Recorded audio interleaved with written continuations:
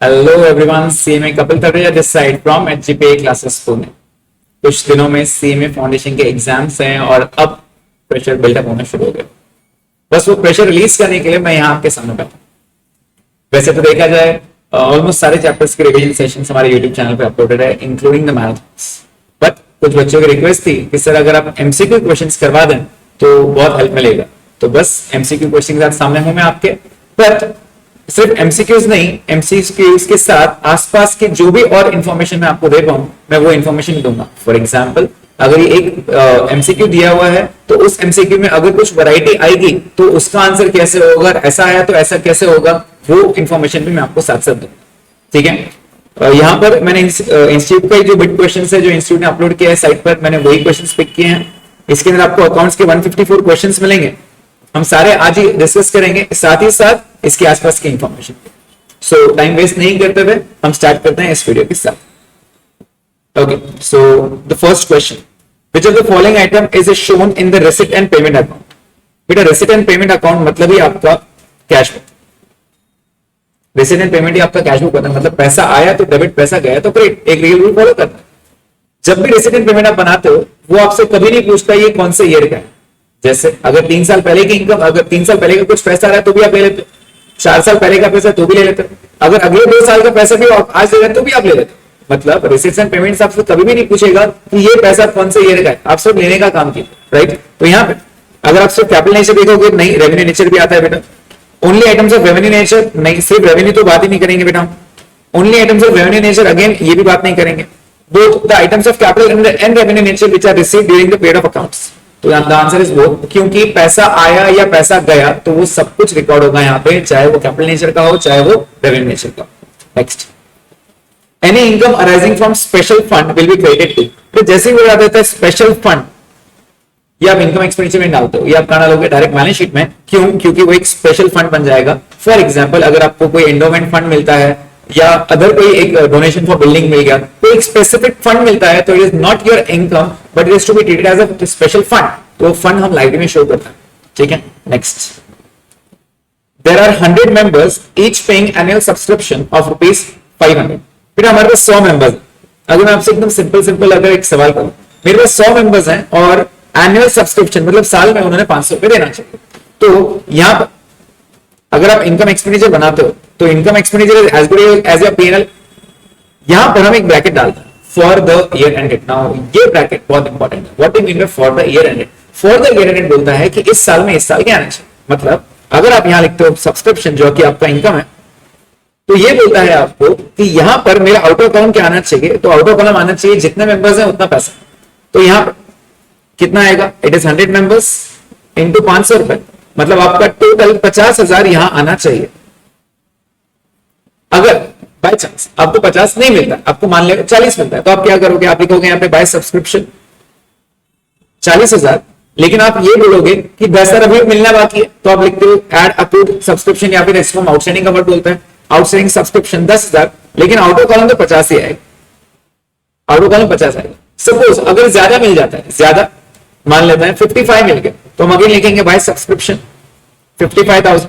लेकिन अगेन ये ब्रैकेट आपसे सवाल करेगा क्या ये पूरा इस साल का मिला है, तो जवाब मिलेगा नहीं, पूरा इस साल का तो नहीं है, क्योंकि 55 इस साल का नहीं है। इस साल का कितना आंसर है? 50। तो यहां पर आप लेस करते हो क्या बोलकर? एडवांस सब्सक्रिप्शन कितना? 5,000। आउट ऑफ कॉलम तो 50 बताओगे। मतलब आपके पास जितने मेंबर्स हैं और जितनी सब्सक्रिप्शन है उतना आपका अमाउंट आपके इनकम में आना चाहिए, चाहे मिले चाहे ना मिले, चाहे ज्यादा मिले, हमें उससे लेना देना नहीं है। इनकम एक्सपेंडिचर आपको बोलता है इस साल का कितना है वो बता दीजिए। तो यहां पर उन्होंने सवाल क्या किया, how much will be credited to income and expenditure. Income और एक्सपेंडिचर में कितना क्रेडिट करोगे बेटा? तो मैं बोलूंगा पैसा मिले या ना मिले उससे कोई मैटर नहीं करता है। आप बोलोगे मेरे पास 100 मेंबर्स हैं और मेरे पास हर मेंबर 500 रुपए देता है, मतलब मेरा टोटल इनकम 50,000 रुपए है, चाहे मिले चाहे ना मिले। ज्यादा मिला हो तो मैं एडवांस बोल के कम करूंगा, कम मिला हो तो मैं आउटस्टैंडिंग बोल के ऐड करूंगा, लेकिन आउट ऑफ कॉलम तो मैं 50,000 बढ़ा के रखूंगा। आगे, when opening stock is 50,000, closing stock is 40,000, purchase is 190, profit margin is 16.67% on sales, the sales are। बेटा अब एक बार आप लोगों को बता दूं, ये जो 16.67 है, नॉर्मली क्या होता है, बच्चे क्या करते हैं, ये पॉइंट में करने में कंफ्यूज रहते हैं। सो एक बेस्ट तरीका ये रहेगा बेटा, जो मैंने एक वीडियो लिया है ऑन कॉस्ट ऑन सेल्स पे।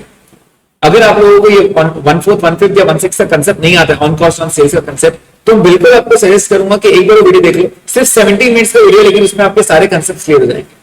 जो 1/4 1/5 का रेट से ऑन कॉस्ट से हम शिफ्ट कैसे होते हैं ऑन सेल्स पे, वो बहुत मस्ट है। क्यों? क्योंकि आपको आगे के लेवल्स में बहुत यूजफुल रहेगा। यहीं से सीख के जाओगे वो ज्यादा बेटर रहेगा। बहुत ज्यादा टाइम नहीं लेगा, लेकिन बहुत ज्यादा यूजफुल जरूर रहेगा। तो यहाँ पर बात करते हैं बेटा, क्योंकि उन्होंने सारे ट्रेडिंग इन्फॉर्मेशन ट्रेडिंग के आइटम्स दिए हैं, तो मैं ट्रेडिंग इन्फॉर्मेशन यहाँ पे पूरा लिख रहा हूँ क्या क्या दिया है।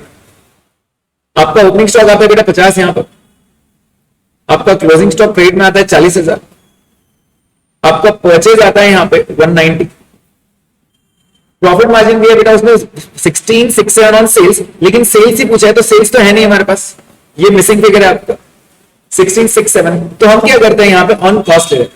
तो यहाँ पे ऑन कॉस्ट का मतलब क्या होता है बेटा, आप पहले समझो।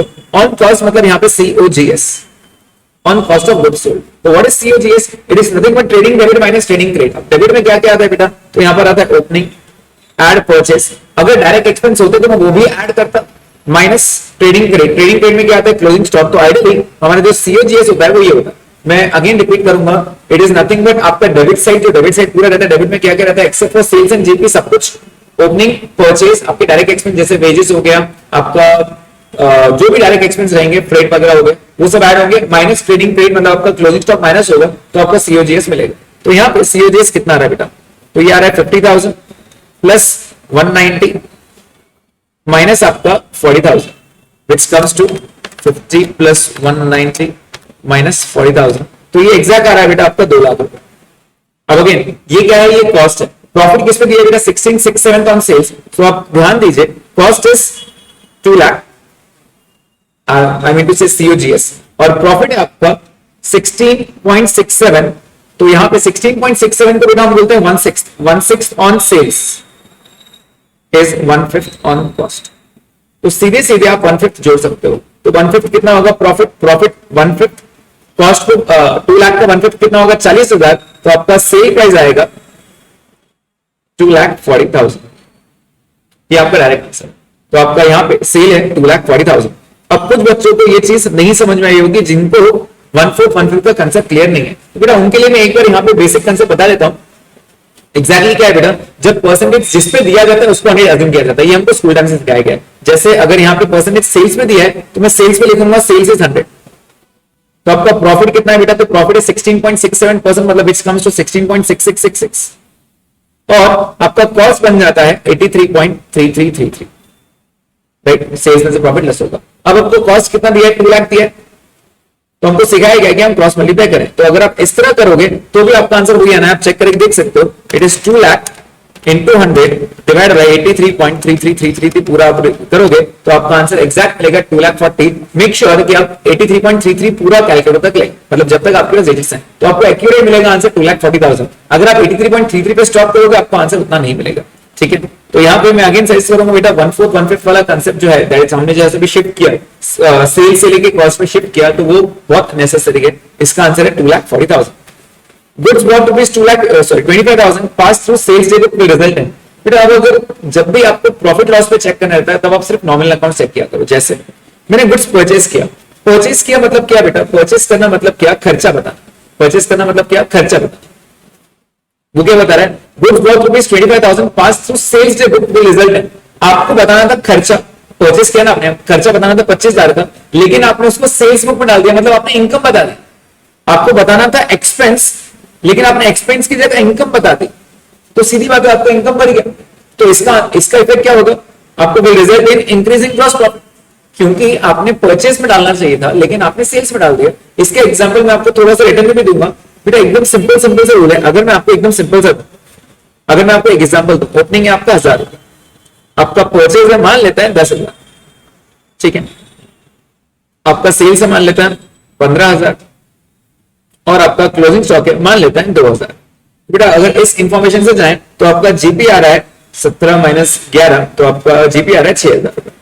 अब मैं आपको बोल रहा हूं एक 500 रुपए का परचेस था, 500 रुपए का परचेस था, जो आपने परचेस में नहीं डालते हुए सेल्स में डाल दिया। तो अब ध्यान से देखना इसका जीपी पे इंपैक्ट कितना पड़ेगा। अगर आप लोगों को एक्सपेंस इनकम में प्रॉब्लम हो रहा है तो एक छोटा सा प्रैक्टिकल क्वेश्चन करके देख लेना, आपका आंसर एक्यूरेट रहेगा।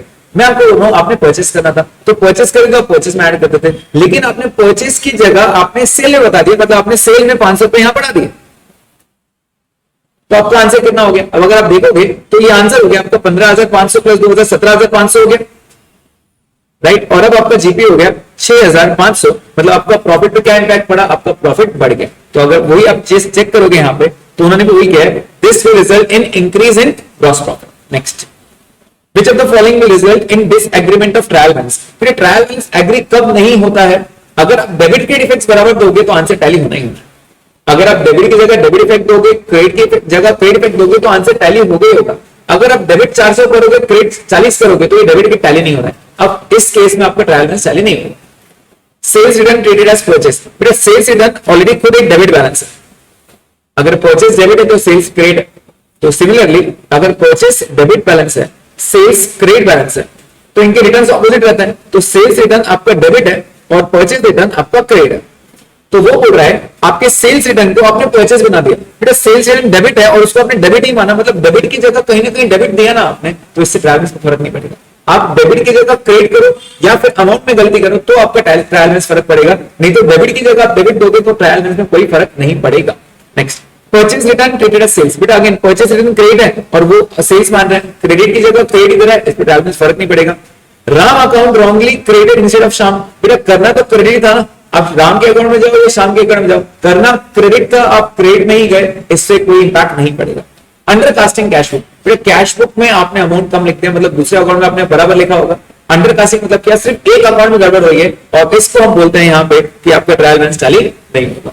Next, in a joint venture X and Y sharing profits and losses equally, X purchased goods costing rupees 40,000 and Y sold all the goods for 50,000। बेटा जॉइंट वेंचर ही आपके लिए एक nominal account है, वही आपका क्या करता है? आपका फायदा और नुकसान निकालता है, right. It is nothing but a short term partnership. उसके जो पार्टनर्स रहते हैं उनको हम क्या बोलते हैं? को वेंचर्स। अब मैं आपको बोल रहा हूँ आपका जैसे ट्रेडिंग पीएल चलता है वैसे ही आपका जॉइंट वेंचर चलता है, मतलब अगर आप परचेस करोगे तो आप डेबिट में करोगे और सेल करोगे तो आप क्रेडिट में करोगे। तो यहाँ पे परचेस हो 40,000, ये एक्स ने परचेस किया और सेल किया वाई ने, तो वाई अगेन क्रेडिट में आता है तो यहाँ पे क्रेडिट में आएगा 50,000।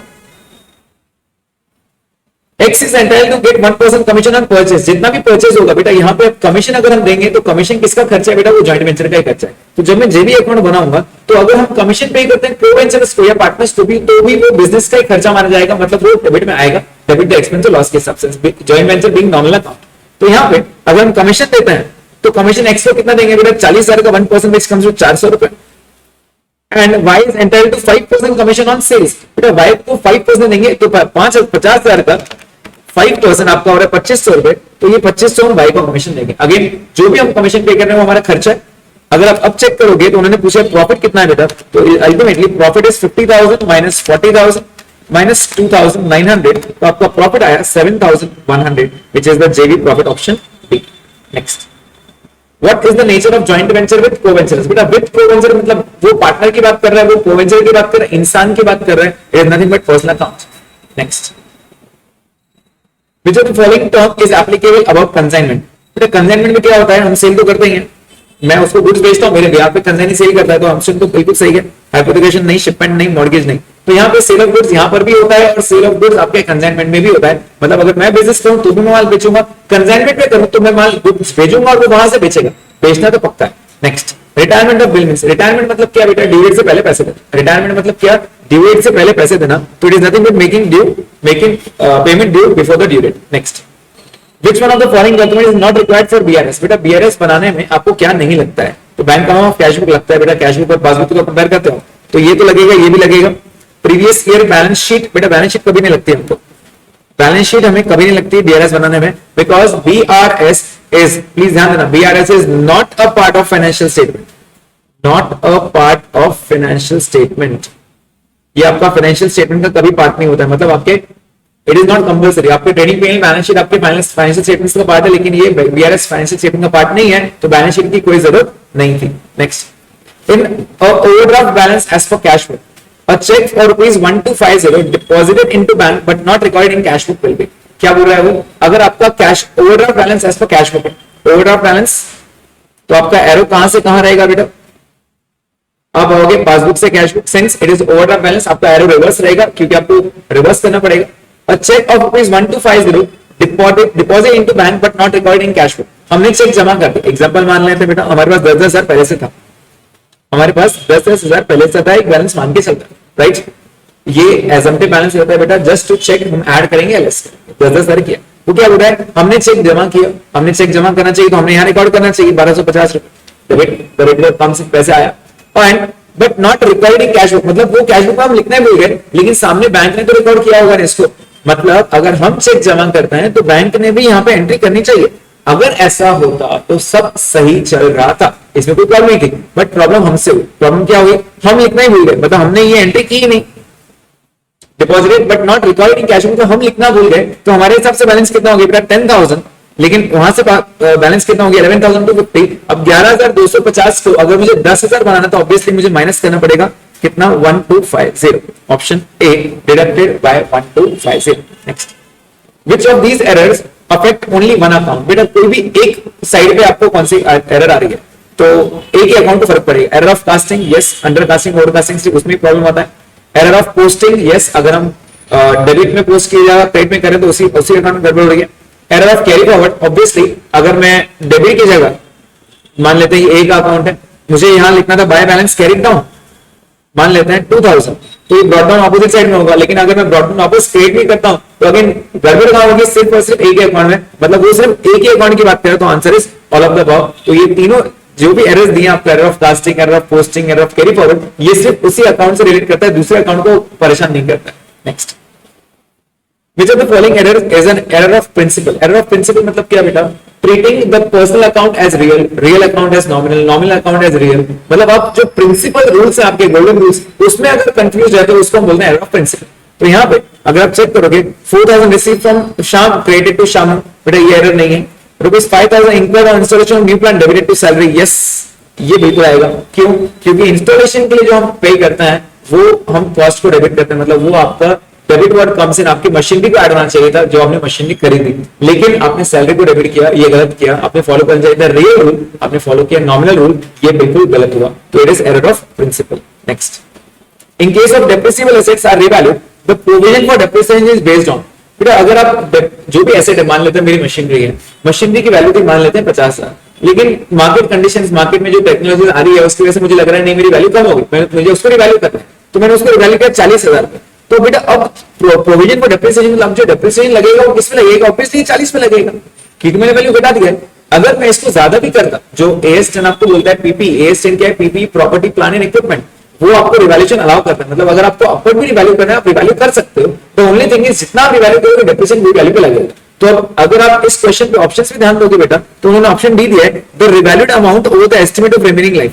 मतलब अगर मैं मान लेते हैं 50,000 मेरी वैल्यू थी पहले से, मैं उसको वैल्यू कर रहा हूं 40 में, तो ऑब्वियसली डेप्रिसिएट किसको करूंगा, ये रिवैल्यूड मेथड को डेप्रिसिएट करूंगा कितने सालों में, जितने उसके अंदाजे साल बाकी है. मान लेते हैं 40 साल डेप्रिसिएट करने के बाद मुझे लगता है और 5 साल चलेगी, तो मैं उसको डेप्रिसिएट और 5 साल करूंगा. तो इसका आंसर है on the revalued amount. Next, trade discount is allowed at the time of sale of goods. It is not recorded in the books of account. बेटा 11th स्टैंडर्ड से सिखाया गया trade discount is never recorded in the books. Cash discount record करते हैं, trade discount is not recorded. Next, a debit note issued by a creditor for return of goods to be recorded in. Debit note किससे belong करता है, debit note अगर आप अच्छे से याद रखोगे तो 4 चीजें रहती है बेटा हमारे पास. एक रहता है इनवॉइस रिसीव्ड, एक रहता है इनवॉइस सेंट, एक रहता है डेबिट नोट, और एक रहता है हमारा क्रेडिट नोट. ये टोटल 4 चीजें क्या है बेटा. इनवॉइस रिसीव, जब भी हम गुड्स खरीदते हैं तो हमें एक बिल मिलता है, बस वो बिल की कॉपी की वजह से हम एंट्री करते हैं. तो ये इनवॉइस रिसीव जो हो जाता है वो परचेस बुक हो गया बेटा, क्योंकि हमने गुड्स खरीदे तो हमें गुड्स में वो बिल आया हमारे पास. अगर हम किसी को माल बेचते हैं तो उसको ऑब्वियसली उसको बिल देंगे, तो ये हो जाता है आपके लिए सेल्स बुक के लिए. मतलब ये जो वाउचर्स है हमारे, इसके थ्रू हम एंट्रीज करते हैं. Next, debit note. बेटा जब भी हमें माल रिटर्न भेजना रहता है तो हम एक रिटर्न नोट बनाते हैं जिसको हम बोलते हैं डेबिट नोट. तो ये रिटर्न होता है परचेज रिटर्न के साथ. और अगर हमें कोई मटेरियल रिटर्न देता है, सेल्स रिटर्न, मतलब अगर कोई कस्टमर मेरे गुड्स वापस दे रहा है और मैं उसको पैसा नहीं दे रहा हूं, उसको बोलूंगा बाद में आके लेके जा, तो हम उसके अकाउंट को उसको हम एक नोट इशू करते हैं जिसको हम बोलते हैं क्रेडिट नोट. तो ये होता है सेल्स रिटर्न बुक. तो यहां पे उन्होंने वर्ड क्या यूज किया बेटा, debit note. Debit note is related to purchase return. Next, the determination of expenses for an accounting period is based on which concept. बेटा अकाउंटिंग पीरियड, अब वो क्लियर इंडिकेट कर रहा है एक पीरियड, तो पीरियडिसिटी कंसेप्ट यही रहता है बेटा। What is पीरियडिटी? पीरियडिसिटी कि एक आपने एक पीरियड डिफाइन किया, उस पीरियड के खर्चा उसमें रिकॉर्ड करते हो। फॉर एग्जांपल बेटा आपने एक पीरियड डिफाइन किया, एक पीरियड आपने डिफाइन किया, मान लेते हैं 1 अप्रैल से लेके 1 अप्रैल 2020 से लेके 31 मार्च 2021 तक, तो ये आपने एक साल का पीरियड डिफाइन किया। अब आप इस साल में सिर्फ इस साल के खर्चे लेके, जैसे अगर मैं सैलरी दूं, मान लेते हैं 1000 रुपए मंथ की सैलरी और मैं 10 महीने की सैलरी पे करूं, तो आप लिखते हो यहाँ पे 10 साल, लेकिन आपने क्या किया, आउटस्टैंडिंग ऐड किया 2000। क्यों आउटस्टैंडिंग ऐड किया? क्योंकि आपने पीरियड डिफाइन किया तो 12 महीने का। अगर मैं पीरियड 10 महीने का डिफाइन करता, आउटस्टैंडिंग का सवाल ही नहीं उठता। और आपने आउटस्टैंडिंग 5 महीने की क्यों नहीं ऐड की, 2 महीने की क्यों ऐड कर रहे हो? बिकॉज आपने एक पीरियड डिफाइन किया 12 महीने का।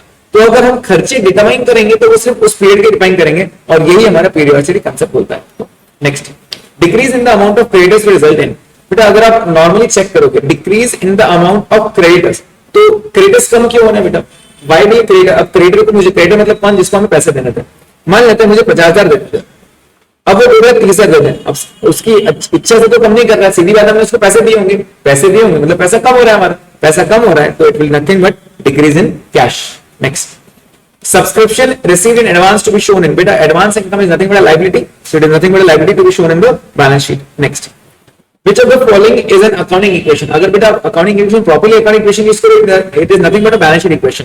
आपके बैलेंस शीट में क्या क्या आता है बेटा? तो ये साइड आपका रहता है एसेट, और यहाँ पे आपका रहता है कैपिटल और लायबिलिटी। इन शॉर्ट आपका कैपिटल प्लस लायबिलिटी और asset is equal to same रहना चाहिए, मतलब आपका आंसर आना चाहिए capital plus liability is equal to asset. Capital को हम बहुत बार ओनर्स इक्विटी भी बोलते हैं, ओनर्स इक्विटी मतलब मालिक का पैसा। इन शॉर्ट तो owners equity plus liability is equal to asset, ये होना चाहिए। अब वो उधर करके ऑप्शन दे सकते हैं, अगर आप चेक करोगे तो आप उन्होंने क्या दिया है, कैपिटल एक तरफ लायबिलिटी, लायबिलिटी इधर आएगा तो क्या हो जाएगा, माइनस लायबिलिटी हो जाएगा बेटा। तो ऑप्शन अगर आप बी चेक करोगे तो capital is equal to assets minus liabilities, आपका आंसर मैच करता है। नेक्स्ट, AS9 डील्स विद, बेटा AS9 is nothing but revenue recognition. तो अब क्योंकि AS की बात होगी, मैं आपको कुछ AS इंपोर्टेंट बता दूं जो आपको पूछने लायक है, जैसे AS2 इज इन्वेंट्री। इन्वेंट्री मतलब स्टॉक, स्टॉक को वैल्यू करते हैं, जो हमको फाइनल अकाउंट्स में हमेशा एक एडजस्टमेंट आता है, closing stock is valued eight, तो वैल्यू कैसे करते हैं वो AS2 में लिखा गया। Next, AS3 is cash flow statement, AS3 is cash flow statement. AS9 is revenue recognition, is revenue recognition. बेटा ये डिटेल में आपको नेक्स्ट स्टेज में पढ़ना है, आपको आपके नेक्स्ट लेवल पे, इंटरमीडिएट लेवल पे। फिलहाल आप लोगों को सिर्फ नाम ही है, इससे ज्यादा नहीं। AS10 is again related to PP। What is PP? बेटा property plant equipment. In short पूरे के पूरे फिक्स एसेट सबको सब यहाँ पर आएंगे। डिप्रिसिएशन पहले AS6 हुआ करता था, लेकिन उसको बंद करके AS10 में कंप्राइज किया गया, तो AS10 आपका PPE है। नेक्स्ट, AS12 आपको एक आ सकता है बेटा, वो है गवर्नमेंट ग्रांट। अब गवर्नमेंट ग्रांट क्यों पूछ सकते हैं आपको, क्योंकि गवर्नमेंट ग्रांट्स आपको NPO में चैप्टर में है, तो वहां पे गवर्नमेंट ग्रांट आ सकता है, तो उसकी अकाउंटिंग कैसे होती है, AS12 में दिए हुए। तो मेरे हिसाब से फिलहाल ये 5 AS के अगर आप नाम याद कर लो तो कोई काफी है। AS2 inventory, AS3 cash flow, AS9 revenue recognition, AS10 PPE और AS12 आपका government grant. Next, Y draws a trade bill of rupees 12,000 for 6 months on X. After waiving the bill for 2.5 months, Y discounted the bill with bank at 10%. The amount of discount will be. बेटा एकदम clear concept है। What is discounting period? Discounting period. तो यहाँ पे अगर bill draw होता है बेटा, बिल ड्रॉ कितना हुआ था 6 मंथ्स का, लेकिन हमने 2.5 मंथ्स हमारे पास रहता, तो हमें ये पैसा कितना पहले मिल रहा है बेटा, एक्चुअल में ये पैसा यहाँ पे मिलना चाहिए था 6th मंथ पे, लेकिन हम पैसा यहाँ पे ले रहे हैं, तो जितना पैसा हम जल्दी लेते हैं उसको हम बोलते हैं डिस्काउंटिंग पीरियड। तो ये डिस्काउंटिंग पीरियड है बेटा 3.5 मंथ्स का। तो इस पीरियड के लिए डिस्काउंट बनूंगा, क्योंकि 2.5 महीने तो पैसे मांगे नहीं मैंने, मुझे 2.5 महीने बाद पैसे की जरूरत पड़ी, तो मैं कितना पहले पैसे मांग रहा हूँ, 3.5 महीने पहले, तो 3.5 मंथ्स का मैं डिस्काउंट लगेगा। तो यहाँ पे बिल अमाउंट कितना है बेटा 12,000, 12,000 पे 10% कितने मंथ्स के लिए बेटा 3.5 डिवाइड बाय 12, तो आपका आंसर आएगा 12,000 into 10% into 3.5 by 12, which comes to 350 is the final answer. ठीक, next, bills receivable book is a part of, बेटा आइडियली इसका आंसर होना चाहिए सब्सिडरी बुक। इसका आंसर क्या होना चाहिए, सब्सिडरी बुक, बिकॉज आपके सब्सिडरी बुक के पार्ट्स आते हैं purchase book, sales book, purchase return, sales return, 4 books तो ये हो गए, बिल्स रिसीवेबल, बिल्स पेबल 6 हो गए, और तो आते हैं एक कैश बुक और एक general book. Total of 8 books are there in subsidiary book. अब यहाँ पे सब्सिडरी बुक है नहीं, तो सब्सिडरी बुक का बेस्ट ऑप्शन मैं बोलूंगा जर्नल है। क्यों, जर्नल एंड सब्सिडरी जो रहता है हमारा, इट इज जर्नल और सब्सिडरी, या तो जर्नल बनाओ या तो सब्सिडरी बनाओ, इन दोनों को हम ट्रीट करते हैं primary book, books of original entry, जहां पर पहली बार एंट्री होती है। तो या तो जर्नल होता है या तो सब्सिडरी होता है। It is not journal and ledger, it is always journal और लेजर। या तो आप जर्नल बनाओ या तो आप सब्सिडरी बनाओ, कोई भी चलता है, उन दोनों से बनाते हैं लेजर, जिसको बोलते हैं सेकेंडरी बुक या फिर प्रिंसिपल बुक। तो ये हो गया अपने प्राइमरी बुक पहली बात। तो अब क्योंकि सब्सिडरी ऑप्शन नहीं है, journal is the best option, वही है। नेक्स्ट, अब आ गया कंसाइनमेंट। X of Delhi. बेटा आगे बढ़ने से पहले मैं आपको बता दूं, कुछ क्वेश्चंस हैं जिसमें आपके ऑप्शंस मैच नहीं कर रहे, मतलब इंस्टीट्यूट के ऑप्शंस गलत हैं, तो उसका टेंशन नहीं लेना। मैं यहाँ पे जितने भी ऑप्शन बताऊंगा सारे ऑप्शन सही बताऊंगा आपको। Next 25, x of Delhi sends out goods at cost plus 25% of cost. वहां पे वो क्लियर बोल रहा है आपका कॉस्ट प्लस 25% ऑफ कॉस्ट पे गुड्स भेजेंगे, मतलब आईपी पे भेजेंगे। Invoice value of goods is 1,20,000। आपको क्लियर रेडीमेड उसने बोल दिया कि हमने जो माल भेजा है उसका इनवॉइस वैल्यू है 1,20,000। 4/5 of the goods was sold by consignee at ₹1,00,000। बेटा इसका 4/5 उसने बेच दिया। अगर आप 4/5 करोगे तो आपको आंसर आएगा 1,20,000 इंटू 4 डिवाइड बाय 5, तो ये हो गया 96,000। बेटा 96,000 का मटेरियल उसने 1,00,000 में बेच दिया। बेटा ये 96,000 को क्या बोलते हैं? इसको हम बोलते हैं सेल एट आईपी। इसको हम क्या बोलते हैं? Sale at IP. मतलब क्या? जो हमने माल बेचा उसका आईपी था कितना, जो हमने माल बेचा उसका आईपी कितना था, और आपने बेचा कितने में? तो बेचा आपने 1,00,000 में, लेकिन जो माल था उसका आईपी था 96,000। आगे, commission at 2% up to invoice value, मतलब जितनी इनवॉइस वैल्यू है उसका 2% आपको देंगे। इनवॉइस वैल्यू कितना है बेटा? 96,000, तो 96,000 का आपको 2% दिया जाएगा, विच कम्स टू 1920। ये तो आपको दिया जाएगा कंफर्म। प्लस इसके बाद और भी है, मतलब overriding commission 10% of any surplus realised above IP. IP के ऊपर अगर कुछ दिया जाए उस पर आपको 10% दिया जाएगा। बेटा आईपी के ऊपर आपने कितने बेचा है? 4,000 में, तो इस पे आपको 10% दिया जाएगा, मतलब 4,000 पे आपको 10% दिया जाएगा, which comes to 400 and the total is 2320। आपका option B. Next, if X co-venturer takes away goods under memorandum joint venture account, then he will debit these goods in which account? फिर एकदम सिंपल सा rule है, जो लेके जा रहा है डेबिट द रिसीवर उसको डेबिट करो। तो यहाँ पे कौन सा रूल आएगा आपका? Personal, in the books to personal account. क्यों? क्योंकि डेबिट द रिसीवर, तो जो लेके जाएगा उसका नाम लिखेंगे बेटा आइडियली। इसकी एंट्री होनी चाहिए हमारे जो भी पर्सन है उसका नाम, तो joint venture. Next, at the end of the year the bad debts recovered account is. बेटा बैड डेट्स रिकवर्ड क्या है आपके लिए फायदा? अगर आप एंट्री देखोगे जब पैसा रिकवर होता है तो अपनी एंट्री क्या होती है? Debit what comes in, it is bank account debit to bad debts recovered. It is bank account debit to bad debts recovered. पैसा आ रहा है, अब at the end of the year जब पैसा ट्रांसफर करते हो, दैट इज अकाउंट क्लोज करते हो, तो बैड डेट्स रिकवर्ड का ये नेचर है नॉमिनल। कौन सा नेचर है? नॉमिनल। और आपकी अकाउंटिंग एंट्रीज बोलती है जब आप क्लोज करते हो बुक्स तो आपके सारे नॉमिनल अकाउंट्स क्लोज होना चाहिए ट्रेडिंग और पीएनएल में। तो ये ट्रांसफर कहां होता है बेटा? तो ये ट्रांसफर होता है पीएनएल क्रेडिट में। तो ये पीएनएल अकाउंट है और यहां पर आता है आपका बैड डेट्स रिकवर्ड। फायदा है ना आपको? बैड डेट्स हुआ तो लॉस डेबिट में आएगा, फायदा हुआ क्रेडिट इनकम तो पीएनएल के क्रेडिट में आएगा। तो in short it is credited to PNL account. Next, as regards to accounting treatment legacy should be. बेटा लेगेसी इज किसी की याद, मतलब अगर सपोज किसी की डेथ हो जाती है और वो उसके विरासत में उसने बोल के रखा होगा कि नहीं आपको ये पैसा मिलना चाहिए, इसको ये पैसा इसको दान कर देना, तो it is always treated as a part of capital, तो उसको हम कैपिटलाइज करते हैं। Next, sales of ₹6570 is recovered in the sales book as 6750। Amount की गलती बेटा, अमाउंट की गलती तो हम बोलते हैं एरर ऑफ कमीशन। भूल जाना is omission. Principle rules follow नहीं करना, पर्सन को रियल, रियल को नॉमिनल कर देना, उसको हम बोलते हैं एरर ऑफ प्रिंसिपल। और इसके अलावा साइड की गलती, अमाउंट की गलती, किसी और अकाउंट में चले जाना, इसको हम क्या बोलते हैं? Error of commission. Next, Which one of the following is correct? बेटा अभी थोड़ी पहले अपनी बात कॉस्ट ऑफ गुड्स हुई थी, तो अपना COGS का फॉर्मूला क्या आया था? तो COGS का फॉर्मूला आया था opening plus purchase minus closing. बेटा अगर आप ऑप्शंस को ध्यान से देखोगे तो ऑप्शन आपका सी बराबर बैठ रहा है। क्यों? क्योंकि अगर आप देखोगे COGS cost of goods sold, ये क्लोजिंग इधर आ गया तो ये माइनस का प्लस हो गया, तो यहाँ पे आप देखोगे प्लस दिख रहा है, और ओपनिंग स्टॉक यहाँ से यहाँ आया माइनस हो गया, तो आप देखोगे यहाँ ओपनिंग स्टॉक माइनस दिख रहा है और इज इक्वल टू परचेज, तो ये आपका आंसर बिल्कुल सही बैठ रहा है। Next, provision for bad debt is made as per. बेटा प्रोविजन फॉर बैड डेट का मतलब क्या होता है? In short RDD. ये आपने नाम बहुत बहुत सुना होगा, बहुत बच्चों को परेशान भी करते हैं आरडीडी। बेटा व्हाट इज आरडीडी? वो पैसा जो हमें लगता है डूब सकता है, डूबा नहीं है। अब ये रिकॉर्ड क्यों करना, जब डूबा नहीं है तो रिकॉर्ड क्यों करें, क्योंकि अकाउंट्स आपको बोलता है आप कंजर्वेटिज्म फॉलो करो। What is conservatism? कंजर्वेटिज्म में प्रूडेंस नाम का कंसेप्ट बोलता है expect the losses but ignore the gains. अगर आपको लगता है कि नुकसान हो सकता है तो अभी से रिकॉर्ड कर लो, अगर आपको लग रहा है फायदा होने वाला है तो अभी रिकॉर्ड मत करो, जब सच में फायदा होगा तब रिकॉर्ड करना। तो अकाउंट चलता है कंजर्वेटिज्म कंसेप्ट में, मतलब आपकी प्रूडेंस पे, सो it is nothing but conservatism. अगर आपको लगता है नुकसान हो सकता है तो अभी से रिकॉर्ड कर लो। तो आगे वो है बेटा जो आपको लगता है नुकसान हो सकता है, पैसा डूब सकता है, तो is nothing but conservatism concept. Next, capital expenditure are shown in balance sheet. बेटा कैपिटल एक्सपेंडिचर मतलब ये आपका asset, capital expenditure in short आपका एसेट है।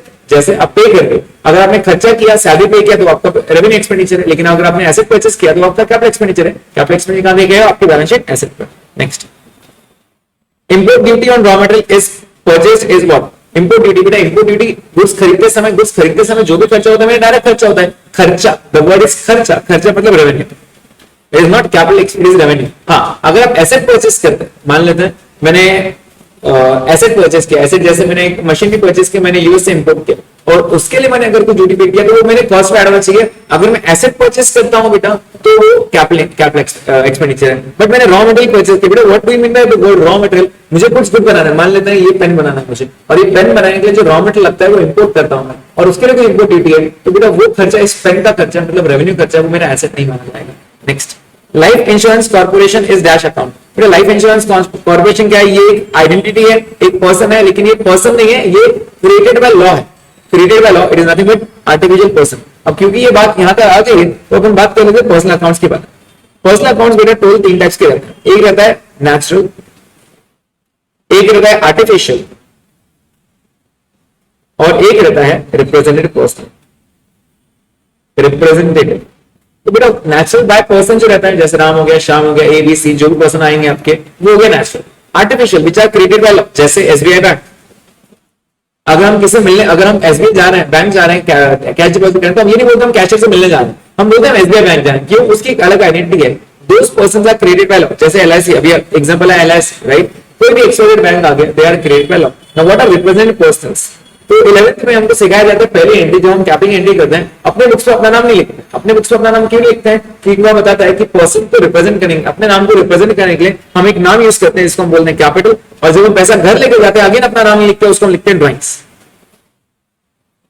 तो ये दो सबसे इंपॉर्टेंट आपके रिप्रेजेंटेटिव पर्सन को। इसके अलावा बेटा आपके लिए कोई भी आउटस्टैंडिंग एक्सपेंसेस या प्रीपेड एक्सपेंसेस अगर हो जाता है तो वो सारे रिप्रेजेंटेटिव पर्सनस हैं। एक एग्जांपल देता हूं आपको, अगर मान लेते हैं मुझे सैलरी पे करना बाकी है, तो हम एंट्री क्या करेंगे बेटा? एक आउटस्टैंडिंग सैलरी आपके लायबिलिटी है, तो liability has always a credit balance, तो एंट्री होती है salary to outstanding salary.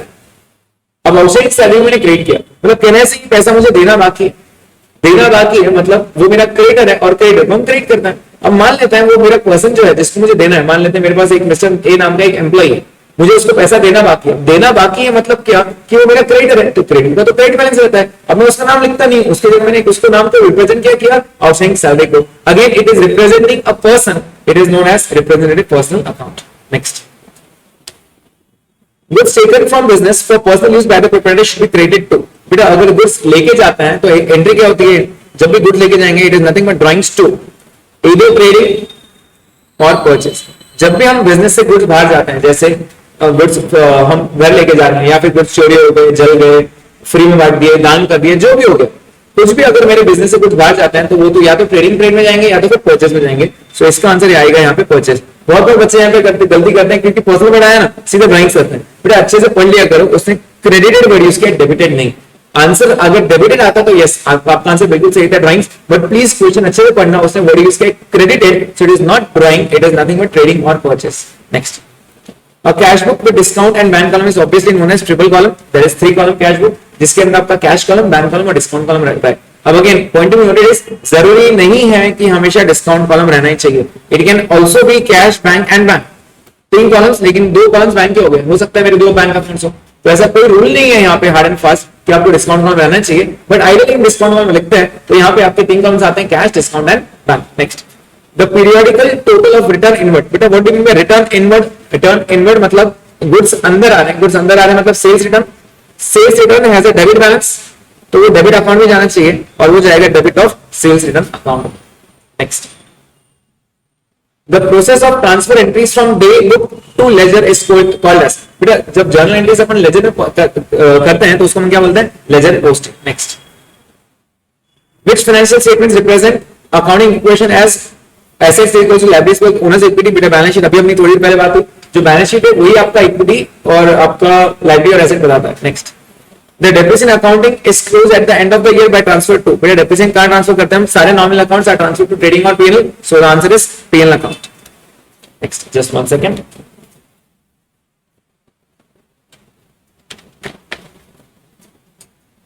Next question number 41, the original cost of the machine is 19 lakh, machine installation charges are 1 lakh, obviously इसके अंदर add होंगे बेटा installation charges, working life of the machine is 5 years and residual value is 40,000, residual मतलब आपका बेटा scrap value, तो आपका if the depreciation is charged in SLF, SLF मतलब क्या, straight line मतलब आपका सेम, आपका depreciation हमेशा सेम आएगा, तो आपका कॉस्ट कितना बेटा 20 lakhs minus scrap that is 40,000 divided by useful life which is 5 years, तो आपका आंसर क्या रहेगा यहाँ पे, it's 19,60,000 divided by 5 which comes to 3,92,000 as your depreciation. Yes, तो आपका 20 लाख है, 19 plus 1 20 lakhs का minus scrap value divided by useful life, और उन्होंने 4 ईयर डिफरेंस पूछा बेटा, ये सिर्फ कंफ्यूज करने के लिए, आपका हर साल का डिप्रिसिएशन हो रहने वाला है, हर साल का। क्यों हर साल का, बहुत सिंपल रीजन बेटा यहाँ पे कि और कोई ऑप्शन ही नहीं है, आपका एसएलएम बोला है, एसएलएम मतलब हर साल आपका डिप्रिसिएशन सेम, तो चाहे वो फर्स्ट ईयर बोले, चाहे वो सेकंड ईयर बोले, चाहे वो थर्ड ईयर बोले, चाहे वो फोर्थ ईयर बोले, आपका आंसर सेम आने वाला है। Next, whenever errors are noticed in the accounting records they should be rectified, जब गलती पता चल रही है तो हमें किसी का वेट करना चाहिए क्या, नहीं, तुरंत रेक्टिफाई करना चाहिए, तो यहाँ पे क्लियर ऑप्शन दिया है B, without waiting for the accounting year to end, मैं ये नहीं सोचूंगा कि अकाउंटिंग ईयर खत्म होगा उसके बाद एंट्री करेंगे, गलती सामने आई है तुरंत रिकॉर्ड करो। Next, a purchase of 49,500 from Shiva was recorded in the purchase book as 59,400, the profit would show, बेटा अगेन प्रॉफिट पे जब आता है तो मैंने आपको पहले बताया, आप सोचो आप कर क्या रहे, परचेज ऑफ 49,500, आपने परचेज मतलब परचेज मतलब क्या, खर्चा, आपने खर्चा 49,500 के, एक्चुअल खर्चा जो था 49,500, आपने रिकॉर्ड किया परचेज में ज्यादा, अब अगर आप खर्चा ज्यादा रिकॉर्ड करोगे, एक्सपेंस ज्यादा करोगे, तो सीधी बात है ना आपका प्रॉफिट कम हो जाएगा, क्योंकि आप खर्चा ज्यादा बता रहे हो, खर्चा ज्यादा बताओगे प्रॉफिट कम हो जाएगा, तो यहाँ पे डिक्रीज इन प्रॉफिट बाय 9,900, क्योंकि 49,500 आपने बताया था, आपने बताया 9,900 ज्यादा, तो it will show a decrease of profit in by 9,900। Next, from the following asset in the adjusted bank balance as per cash book overdraft as per cash book is 160, फिर आपने स्टार्ट किया ओवरड्राफ्ट से, overdraft मतलब क्या, 1,60,000, और आपको उसने बोला एसीबी बना, what is ACB, amended cash book या फिर एडजस्टेड कैश बुक, जो भी कैश बुक की गलती है सुधार लोगों को कैश बुक का ही बैलेंस बताओ कितना है, तो ठीक है देखते हैं, check received entered twice in cash book 10,000, फिर जब चेक मिलता है तो एंट्री क्या करते हैं, डेबिट में, तो हमने एक बार लिखा सही किया, एक बार लिखा सही किया मतलब ऑलरेडी लिख चुका है, लेकिन आपने 2 बार लिख दिया, यार ये तो गलत हो गया ना, आप 2 बार क्यों लिख रहे हो, चेक जब मिलता है डेबिट वर्ड कम्स इन, तो आपने डेबिट में एक बार लिखना चाहिए, आपने 2 बार क्यों किया, अब उसको कट कैसे करें, तो ऑपोजिट साइड में इफेक्ट दे दो, तो इन शॉर्ट ये 10,000 वापस रिवर्स करूंगा, तो मैं एंट्री यहां करूंगा 10,000 की, ये हो गया पहले। दूसरा, credit side of bank column cast short में 1,000, बेटा आपने क्रेडिट साइड में एक अमाउंट कम लिखा है, ऐसे कैसे कम लिखा, आपने बढ़ाना चाहिए, तो मतलब 1,000 रुपये लिख देना चाहिए, मान लेते हैं आपको लिखना चाहिए तो 5,000, आपने लिख दिया 4,000, गलत किया, आपका क्रेडिट साइड मतलब आपका पेमेंट साइड, आपने कम लिखा वहां पे बढ़ा दो, तो हमने बढ़ा दिया। Bank charges amounting to 400 recorded twice, बेटा एक बार रिकॉर्ड करना चाहिए, 2 बार क्यों, अब आप बैंक चार्ज कहां रिकॉर्ड करते हो, बोलोगे सर पेमेंट साइड में क्रेडिट नोट गोस आउट, तो आपने 400 2 बार क्रेडिट लिख दिया, ये गलत किया आपने, एक बार सही किया, एक बार जो लिखा वो सही किया, लेकिन दूसरी बार जो लिखा वो गलत किया, उसको रिवर्स करना पड़ेगा, तो उसको डेबिट साइड में छोड़ के आओगे, फिर से उसको फिर से डेबिट साइड में छोड़ के आओगे, मतलब आपने एंट्री यहां करनी चाहिए, तो अब आपका अगर बैलेंस आप देखोगे 160 plus 170 171 170 minus 4 it's 17600, option A 1,70,600। Next, when credit balance as per passbook is a starting point, then bank charges are, बेटा आपका स्टार्ट पॉइंट क्या है, credit balance as per passbook मतलब फेवरेबल, तो एक आइडल अगर आपका कैश बुक है और पासबुक है तो आपने यहां से यहां आना चाहिए, क्रेडिट बैलेंस मतलब फेवरेबल। एग्जांपल लेते हैं बेटा 1,000 बैलेंस था, एग्जांपल मान लेते हैं 1,000 बैलेंस था, जब ऐसा था तो हम सब सही चल रहे, मतलब मेरा फेवरेबल पासबुक का ही फेवरेबल क्रेडिट बैलेंस, राइट। आगे क्या बोल रहा है, आपका स्टार्ट पॉइंट है और बैंक चार्जेस आपने रिकॉर्ड किए, बेटा बैंक चार्जेस आपको पूछ के रिकॉर्ड नहीं करेगा, बैंक खुद ही काट लेगा, आपके खुद काट लेता है, मतलब मान लेते हैं 100 रुपए से काट दिया, आपको बताया नहीं तो बैंक का हिसाब हो गया 900, लेकिन आपका बैलेंस कितना बेटा 1000, तो सीधी बात है 900 का 1000 बनने समय आप क्या करोगे, ऐड 100 करोगे, B added. Next, at the time of dishonour of an endorsed bill which account would be credited by the drawee, बेटा ड्रॉई क्या करता है, आप आराम से पढ़ना, तो उसमें वर्ड यूज किया क्रेडिट, बेटा चाहे आप वो बिल डिस्काउंटेड हो, एंडोर्स हो, या खुद रखे, कुछ भी करे, ड्रॉई मतलब क्या, जिसने बिल एक्सेप्ट किया है, डिसऑनर की वो एक ही एंट्री करता है, डिसऑनर की वो एक ही एंट्री करता है, और वो एंट्री है बिल्स पेएबल टू ड्रॉवर। वो और किसको जानता नहीं है। मतलब अगर ए है, यहां पे ए के लिए बिल्स रिसीवेबल था और बी के लिए बिल्स पेएबल था, तो ये बंदा हो जाता है ड्रॉवर और ये बंदा हो जाता है ड्रॉई, राइट। इतना सबको बेसिक नॉलेज रहेगा क्योंकि आप लोगों ने 12th इजीली क्रॉस किया होगा, ये पर पता होगा। बेटा अगर ए ये बिल डिस्काउंट करता है तो ये बैंक के पास, अब बैंक जाएगा बी के पास पैसा लेने, या फिर ए अगर मान लेते हैं सी को देता है, एंडोर्स करता है, तो सी जाएगा बी के पास, राइट। अगर बी इनको पैसा नहीं देता है तो सी बी को कुछ बोल नहीं सकता, बैंक बी को कुछ बोल नहीं सकता, क्यों? बी एक ही जवाब देगा, मैंने आपसे पैसा लिया है क्या, मैंने किससे पैसा लिया है, एक है, तो मैं ए को जानता हूं भाई, मैं आप लोगों को जानता नहीं, मेरे पास अभी मत, मैं ए को पैसे दूंगा। तो कहने से बी बोलेगा मुझे ए को पैसा देना अभी भी बाकी है क्योंकि मैंने टाइम पे पैसे दिए नहीं, पैसे देने बाकी है, बाकी मतलब वो क्रेडिट बन जाएगा, तो वो ए को क्रेडिट करेगा और लाइबिलिटी उसकी कम होगी क्योंकि बिल्स पेबल अब कुछ काम का नहीं है, बिल्स पेबल का क्रेडिट बैलेंस उसको क्लोज करने के लिए डेबिट करना पड़ेगा।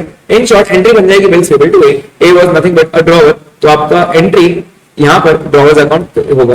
प्लीज ध्यान देना, उसने क्रेडिट पूछा डेबिट नहीं, तो क्रेडिट होगा ड्रॉवर को account. Next, at the end of the accounting period bills receivable discounted by 32,000 should be shown in. फिर अगर मैं बिल डिस्काउंट कर चुका हूं तो इन शॉर्ट मेरे पास कोई एंट्री आनी नहीं चाहिए। फॉर एग्जांपल ये एग्जांपल ले लो, यहां पर ए का बिल रिसीवेबल था बेटा, ए गया बैंक के पास और डिस्काउंट करवा के लाया। अब ड्यू डेट के दिन कौन किसके पास जाएगा, ड्यू डेट बैंक जाएगा बी के पास, बी उसको पैसे दे देगा। अल्टीमेटली ए को क्या करना बेटा, कुछ भी नहीं, तो ए के लिए ना पैसा लेना है ना पैसा देना है। बट ऐसा कभी कभार ऐसा हो सकता है कि बी उसको पैसा ना दे और इसकी ड्यू डेट मेरे ईयर एंड के बाद हो, ड्यू डेट ईयर एंड के बाद हो। मान लेते हैं इसकी ड्यू डेट थी, मान लेते हैं 5 मई को, मेरा ईयर एंड हो रहा है 31 मार्च को, तो 31 मार्च को मुझे तो नहीं पता ना 5 मई को पैसे देगा ही नहीं देगा, तो 31 मार्च के दिन मुझे बैलेंस शीट के बाहर, मेरी बैलेंस शीट बनने के बाहर यहां पे लिखना पड़ता है contingent liability of bills discounted. Contingent मतलब क्या, एक इवेंट होने के बाद मुझे देना पड़ सकता है, मतलब अगर बी ने पैसे नहीं दिया तो शायद मुझे देना पड़ सकता है, एक्चुअली मेरी लायबिलिटी है नहीं है देना बी को ही पैसा, बट अगर बी ने नहीं दिया तो मुझे देना पड़ेगा। तो मेरे जो भी मेरे फाइनेंशियल स्टेटमेंट एग्जीक्यूट करेगा, जिसको भी पता होगा मेरे फाइनेंशियल स्टेटमेंट देखेगा, उसको पता होना चाहिए कि ऐसी लायबिलिटी है जो शायद मुझे पे करनी पड़ सकती है, शायद, तो मेरी लायबिलिटी नहीं है वो, इसलिए उसको बैलेंस शीट के बाहर लिखा जाता है बाय वे ऑफ नोट्स। तो इसका ऑप्शन सी है। Next, X sends out goods to Y costing rupees 3,60,000. Goods are to be sold at cost plus 25% on sales. Again बेटा यहाँ पे परसेंटेज दिया उसने 25% on sales और यहाँ पे उसने वर्ड यूज किया कॉस्ट।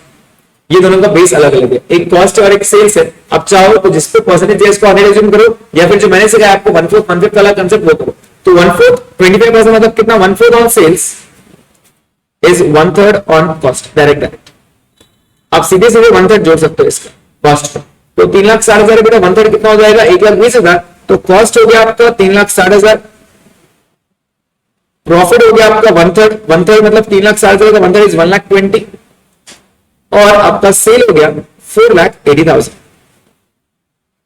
ठीक है, और उसने बोला आपको the consignor asks consignee to pay in advance for an amount equivalent to 60% of the sale value. इधर 480 का 60%, check 480 into 60% will give you 2,88,000, which is A। मतलब सामने वाले से हमने एडवांस मांगा, जितना भी सेल वैल्यू है उसका 60% अभी दे दो, तो इसका 60%, 480 का 60% will come to 2,88,000। Next, 49. X sends out certain goods to Y costing rupees 1,50,000 at cost plus 25% on IP। बेटा अगेन यहाँ पर वर्ड आया है कॉस्टिंग, प्लीज ध्यान देते रहो कि वर्ड कॉस्टिंग पे आया और प्रॉफिट उसने दिया है आईपी पर। The base is not same, the base needs to be converted. तो यहाँ पे आपको बता दूं बेटा, कॉस्ट है 1,50,000 और उसने प्रॉफिट दिया है 25% ऑन आईपी। तो प्लीज ध्यान देना, इसको मैं डायरेक्ट 25% ऐड नहीं कर सकता because the base is not same, ये कॉस्ट है, ये आईपी है। 25% मतलब कितना, 1/4 on IP is again 1/3 on cost.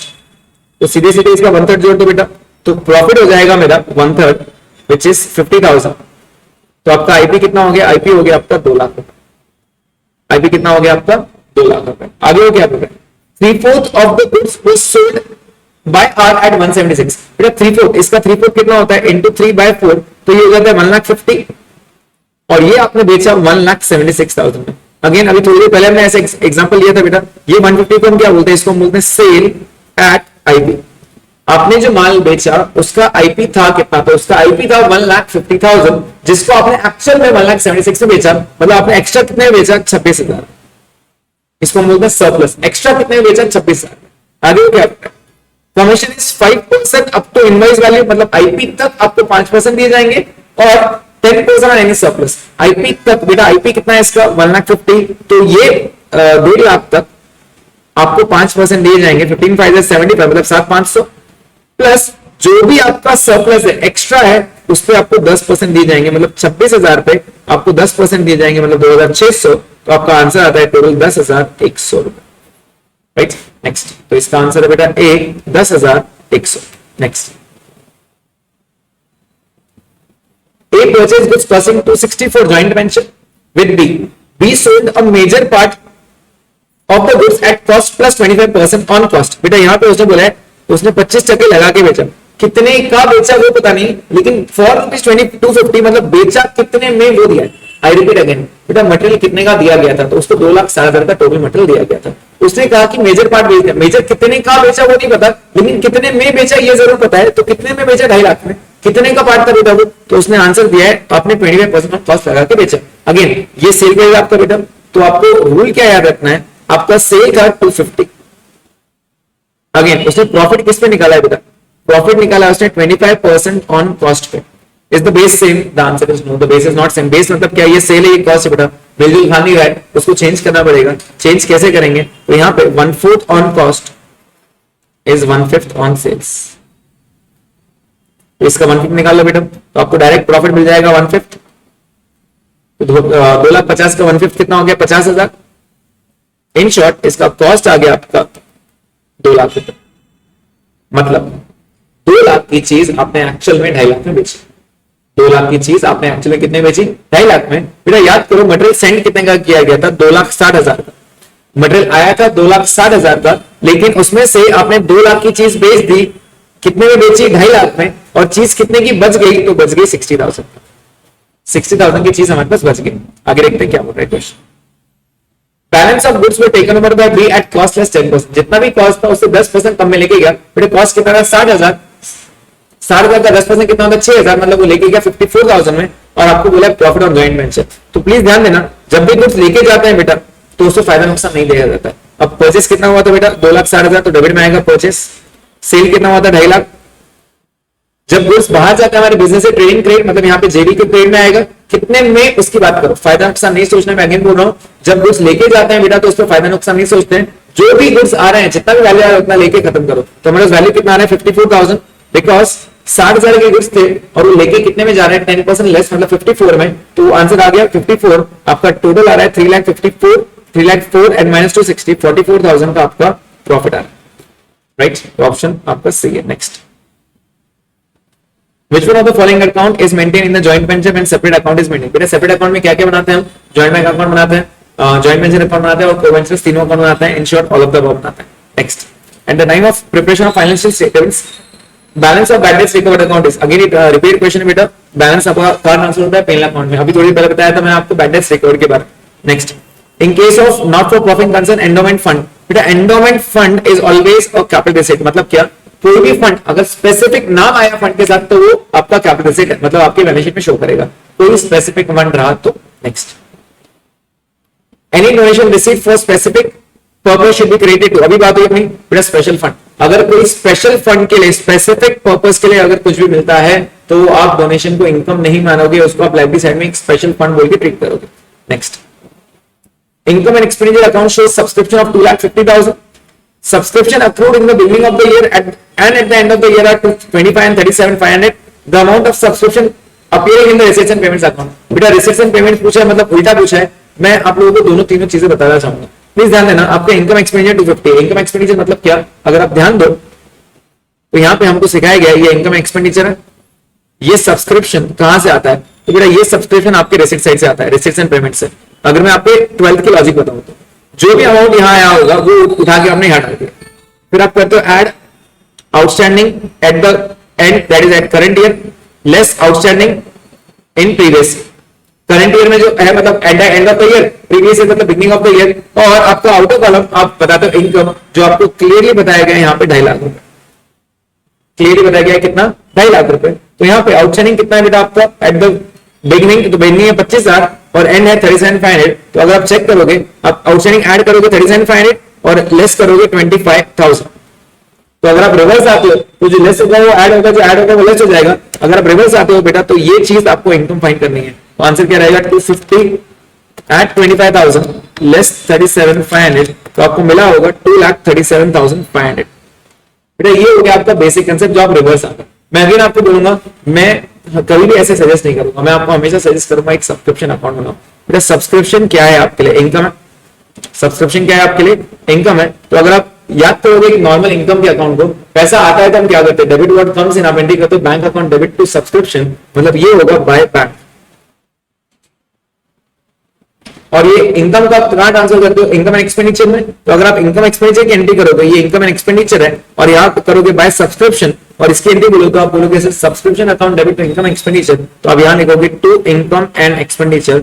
अब इंपॉर्टेंट वर्ड्स ये है, इसको हम बोलते हैं income for the year, income for the year, और इसको हम बोलते हैं receipt for the year. Now this is very important, receipt for the year. So be careful, आपको पूछा क्या है? आपको पैसा पूछा है या प्रॉफिट पूछा है? इनकम पूछा है, ये बहुत इंपॉर्टेंट अलग अलग चीज है। आउटस्टैंडिंग, आउटस्टैंडिंग एसेट बेटा, आउटस्टैंडिंग मिलने वाला है, एसेट है आपके लिए, तो ओपनिंग आउटस्टैंडिंग यहाँ पर आएगा। तो आउटस्टैंडिंग सब्सक्रिप्शन कौन सा वाला? ओपनिंग वाला।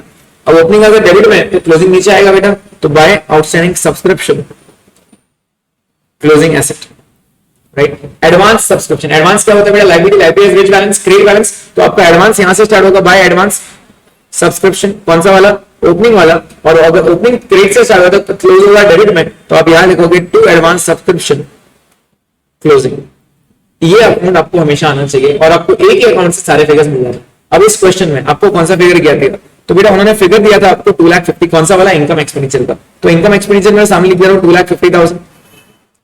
एडवांस के बारे में कुछ बोला नहीं तो मैंने इसको 0 कर दिया, एडवांस बोला नहीं है। उसने आउटस्टैंडिंग की बात बोला बेटा, आउटस्टैंडिंग बिगनिंग में था 25,000 और क्लोजिंग में था 37,500। अगर आप चेक करोगे तो आपका ये बैलेंसिंग फिगर आता है which is nothing but the receipt for the year which comes to 237,500।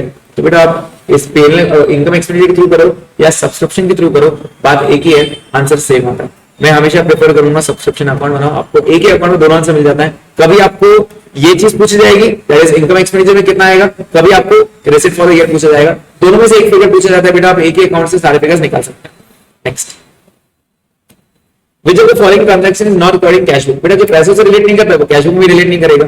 तो बैड डेट्स रिकवर्ड बिल्कुल आएगा, प्रीपेड एक्सपेंसेस आपने ज्यादा पे किया बिल्कुल आएगा, फ्रेट पेड आएगा, trade discount is never showed in books, तो सीधी बात है कैश अकाउंट में नहीं आएगा। Next, credit purchase of fixed asset. बेटा credit purchase of fixed asset, अब आपको अगर आपको समझना है तो यहाँ आएगा जानू प्रॉपर में आपके सब्सिडी बुक कौन से होता है? Purchase book, sales book, purchase return book, sales return book. ये चारों क्या बोलते हैं? आपको हमें से उधार के ट्रांजेक्शन चाहिए, ओनली क्रेडिट ट्रांजेक्शन। किसके? ऑफ गुड्स के। अगर वो गुड्स की क्रेडिट ट्रांजेक्शन तो यहीं पर है। तो अगर सिर्फ क्रेडिट ट्रांजेक्शन है तो ये परचेज बुक में नहीं जाएगा। क्यों? एसेट के लिए बेटा, एसेट को वो मना कर देता है। परचेज बुक क्या बोलता है? मुझे उधारी का ट्रांजेक्शन चाहिए और गुड्स का ट्रांजेक्शन चाहिए, तो फिर वो कैश बुक में चला गया, कैश बुक में भी उसको भगा दिया। क्यों? क्योंकि कैश बुक होता है जो पैसों का ट्रांजेक्शन है, चाहे वो गुड्स का हो, चाहे वो एसेट का हो, चाहे वो किसी भी चीज का हो, पैसों का ट्रांजेक्शन यहाँ पर। तो ये जो ट्रांजेक्शन यहाँ नहीं बैठते हैं वो जाते हैं जनरल प्रॉफिट। तो यहाँ पे क्रेडिट परचेज तो हुआ, तो परचेज बुक में गया लेकिन उसने लिया नहीं उसको। क्यों? क्योंकि एसेट था, इसलिए उसको जनरल प्रॉफिट में जाना पड़ा। Next, expenses paid but not approved. बेटा आपने ज्यादा पे किया लेकिन उसको ड्यू था ही नहीं, अप्रूव नहीं हुआ, मतलब क्या? वो ड्यू था ही नहीं, आपने पहले पे कर दिया। पहले पे करने को क्या बोलते हैं? Prepaid expenses. Till the discounted bill is paid by the acceptor, it remains as a contingent liability. अगर हमने डिस्काउंट किया, अभी थोड़ी पहले बात हुई बेटा, अगर मैंने डिस्काउंट किया है तो मेरा ना एसेट है वो ना ही मेरी लायबिलिटी है, it is nothing but a contingent liability for me. ऐसा हो सकता है कि सामने वाला पैसा ना दे, सामने वाला जब तक पैसा देता नहीं है, जब तक ड्यू डेट नहीं आती तब तक मैं बोलूंगा शायद मुझे देना पड़ सकता है, बिकॉज अगर सामने वाले ने नहीं दिया तो वो बैंक मेरे पास आएगा मुझसे पैसा लेने। तो it is nothing but a contingent liability. Next, The amount of yearly depreciation under WDV। बेटा WDV में क्या होता है? पहले साल डेप्रिसिएशन ज्यादा रहता है, फिर धीरे धीरे कम होते जाता है, तो it is decrease every year by year. For example, अगर आपका कॉस्ट था 1 लाख रुपए और 10% आपका RBM WDV, तो पहले साल का डेप्रिसिएशन 10,000, वैल्यू कितनी होगी? 90,000। अब दूसरे साल का डेप्रिसिएशन 90,000 पे आएगा, मतलब 9,000, वैल्यू कितनी होगी? 81,000। अब तीसरे साल का डेप्रिसिएशन 81,000 पे आएगा, 10% के हिसाब से 8,100, वैल्यू कितनी होगी 7900। अगर डेप्रिसिएशन पे ध्यान दोगे तो depreciation is going on decreasing each and every year, right. तो इसका आंसर है B, decrease every year. Next, which purchased from A but wrongly entered in the account of B, the rectification entry will result in dash। बेटा अगर आप check करोगे तो यहाँ पे goods purchased from A but wrongly entered in the B's account, ये A और B की बात है बेटा। A और B is nothing but data creditor हो सकता है, तो ये बैलेंस शीट की बात कर रहा है, तो इनको प्रॉफिट से फर्क क्या पड़ने वाला है? तो it will have no effect on the gross profit, क्योंकि अगर आप एंट्री रिकॉर्ड करोगे गुड्स परचेज फ्रॉम ए, अगर आप परचेज फ्रॉम ए कर रहे तो आपने एंट्री क्या करनी चाहिए थी? परचेज टू ए। तो आप ए के क्रेडिट में जाते हैं, ए के आप क्रेडिट में जाते हैं, लेकिन आप कहां चले गए? आप चले गए बी के क्रेडिट में। आपने यहां लिख दिया, मान लेते हैं 1000 रुपए का अमाउंट था, तो हाउ विल आई रेक्टिफाई? मैं बी को यहां डेबिट करूंगा 1000 रुपए और ए को क्रेडिट करूंगा 1000 रुपए, मतलब एंट्री क्या बन जाएगी आपकी? बी टू ए। आपकी एंट्री क्या बन जाएगी? बी टू ए। इससे मेरे ट्रेडिंग अकाउंट क्या फर्क पड़ेगा? मेरे ट्रेडिंग अकाउंट कुछ भी फर्क नहीं पड़ेगा। दैट मींस मेरे ग्रॉस प्रॉफिट पे कोई फर्क नहीं पड़ेगा। That is no impact on gross profit. Next, when cash received for services rendered in the past, the cash received for services rendered in the past, मैं पहले सर्विस दे चुका हूं, मतलब कहने से मुझे पैसा मिलना बाकी था, पैसा मिलना बाकी था, मतलब वो इंसान मेरा डेटर रहा होगा, मतलब बैलेंस शीट में मैंने उसको डेटर बताया होगा। मान लेते हैं 10,000 रुपए मुझे मिलने वाले थे, ये सर्विस मैं ऑलरेडी दे चुका हूं, ठीक है। मान लेते हैं मैंने कोई सर्विस प्रोवाइड किया, जैसे मैंने आप लोगों को क्लासेस प्रोवाइड किए, ठीक है। आपने कहा कि सर मैं आपको पैसा बाद में देता हूं, मैंने कहा चलो ठीक है कोई बात नहीं। तो कहना है मैं सर्विस आपको ऑलरेडी दे चुका हूं, ये पैसा मुझे मिलने वाला है, तो मिलने वाला है तो मैंने बैलेंस शीट बता दिया भाई आप डेटर हो मेरे, आपसे मुझे पैसा मिलने वाला है। नेक्स्ट ईयर जैसे आपका काम हो गया, आपके पास पैसे आ गए और आपने कहा कि सर आपकी पहले की फीस दे रहा हूं, तो मैं मना तो नहीं करूंगा, मैं तो ले लूंगा, क्योंकि मैंने आपको सर्विस दिया है। तो अगर आप मुझे पैसा दोगे मैं एंट्री क्या करूंगा? मैं एंट्री करूंगा cash account debit to debtor. तो 10,000 मतलब पैसा आया और डेटर कम हो गए। अगर आप चेक करोगे तो आपके डेटर आप डेटर नहीं रहे, क्योंकि डेटर अब है ही नहीं, आपसे पैसे ले लिया तो ये जीरो हो जाएगा, लेकिन यहाँ पे कैश 10,000 बढ़ जाएगा। अल्टीमेटली मेरा एसेट आज भी 10,000 दिख रहा है, मतलब मेरा एसेट कभी चेंज हुआ ही नहीं, and therefore the answer is none of the above. जब कैश रिसीव होता है फ्रॉम द सर्विसेज तो ना इक्विटी बढ़ती है आपकी, ना ही आपका एसेट बढ़ता है, ना ही आपका प्रॉफिट कोई फर्क पड़ता है, and the answer is none of the above, because जितना आपका एसेट बढ़ता है उतना ही आपका एसेट वापस कम भी होता है। Next, stock in hand in the consignee. मेरा स्टॉक जब कंसाइनी के पास जाता है तो हम कैसे वैल्यू करते हैं? हमारे जो भी कॉस्ट रहता है, हमारे जितने भी प्रोपोर्शनल खर्चे रहते हैं और कंसाइनी के जितने भी नॉन रिकरिंग खर्चे रहते हैं वो हम ऐड करते हैं, तो आंसर आएगा बेटा C, at cost price after inclusion of proportional expenses which are non recurring. Non recurring मतलब नॉन सेलिंग, मतलब जो आपके इनडायरेक्ट खर्चे रहते हैं, डायरेक्ट मतलब जो एक बार आते हैं, जो बार बार नहीं आते हैं। Noting charges are paid by. बेटा ये एक्चुअल में क्वेश्चन थोड़ा सा गलत हो गया, एक्चुअल में इसको बढ़ाना चाहिए बोन बाय। अल्टीमेटली भर के कौन देगा? तो अल्टीमेटली मेरे ड्रॉइंग को करना पड़ेगा, क्योंकि आखिर वजह वही है जिसकी वजह से डिसऑनर हुआ। अगर वो डिसऑनर नहीं होता तो मुझे लोडिंग चार्ज पे नहीं करते हैं। लोडिंग चार्ज डिसऑनर किसने किया? ड्रॉइंग ने डिसऑनर किया, द वन हु एक्सेप्ट्स, तो अल्टीमेटली उसको पेयर करने पड़ेंगे। हाँ, अगर वर्ड पे आता है, एक्चुअल में जो पे आता है बेटा, पे कौन करता है? The holder of the bill, जिसके पास वो बिल है वो पे करेगा। फॉर एग्जाम्पल ये ए है और ये बी है, इसके लिए बिल्स रिसीवेबल है, इसके लिए बिल्स पेएबल। मैं ड्यू डेट के दिन ए बी के पास गया और बी ने उसको पैसे नहीं दिए, तो नोटिंग चार्जेस फिलहाल टाइमिंग कौन पे करेगा? तो आंसर है ए पे करेगा। भर के कौन देगा? बी पे भरेगा। फिलहाल होल्डर कौन है? ये बी किसके पास था? ए के पास है, तो ए को अभी फिलहाल टाइमिंग थोड़ी देर के लिए पे करना पड़ेगा, जिससे वसूलेंगे हम बी से। नेक्स्ट, अगर मान लेते हैं ए ने डिस्काउंट किया होगा बैंक के साथ, तो ड्यू डेट के दिन बैंक जाएगा, अब बिल किसके पास है? बैंक के पास, तो वो will pay the noting charges. Noting charges पे करेगा bank, the holder of the bill. वो किससे वसूलेगा? वो वसूलेगा ए से, और अल्टीमेटली ए किससे वसूलेगा? ए वसूलेगा बी से। बेयर किसको करना पड़ेगा? बी को, मतलब अल्टीमेटली भर के किसको देना पड़ेगा? बी को। फिलहाल टाइमिंग कौन पे करता है? जब वो होल्डर रहता है, तो इसलिए मैंने वर्ड यूज किया बेटा यहाँ पे bone. Actual proper word bone आना चाहिए, बट क्योंकि इन्होंने पेड वर्ड भी दिया है बेटा, एक्चुअल में पे होल्डर करता है जो उसके पास बिल है अभी एट प्रेजेंट, तो यहाँ पे आंसर है right. Next, the valuation procedure for stock in cost or NRV whichever is lower is followed by। तो बेटा यहाँ पे कंजर्वेशन ये बोलता है आपका जो भी कम है वही फॉलो करो। ये आपको 11th सेंट से कहा गया closing stock is valued at cost और मार्केट वैल्यू या एनआरवी व्हिचएवर इज लोअर, तो ये कंजर्वेशन का कांसेप्ट है। Next, when income recognised on cash basis and expenditure on accrued basis, इसको बोलते हैं मिक्स्ड बेसिस, मतलब जब पैसा आएगा तो हम रिकॉर्ड करेंगे, लेकिन जब खर्चा हो गया तो हम तभी रिकॉर्ड करेंगे। जब पैसा आएगा सिर्फ तभी रिकॉर्ड करना, मतलब उधार के लाने रिकॉर्ड नहीं करना। ये कब होता है बेटा? ये जब हम मिक्स करते हैं, और मिक्स को हम बोलते हैं हाइब्रिड। हाइब्रिड मतलब आधा कैश ट्रांजैक्शन आधा क्रेडिट ट्रांजैक्शन में रिकॉर्ड करते हैं, तो इसको बोलते हैं hybrid. Next, which one is not considered as capital expenditure? Capital expenditure कौन सा नहीं है? यहां पे नॉट कंसिडर नहीं होना चाहिए था बेटा, कंसिडर कैपिटल एक्सपेंडिचर होना चाहिए था।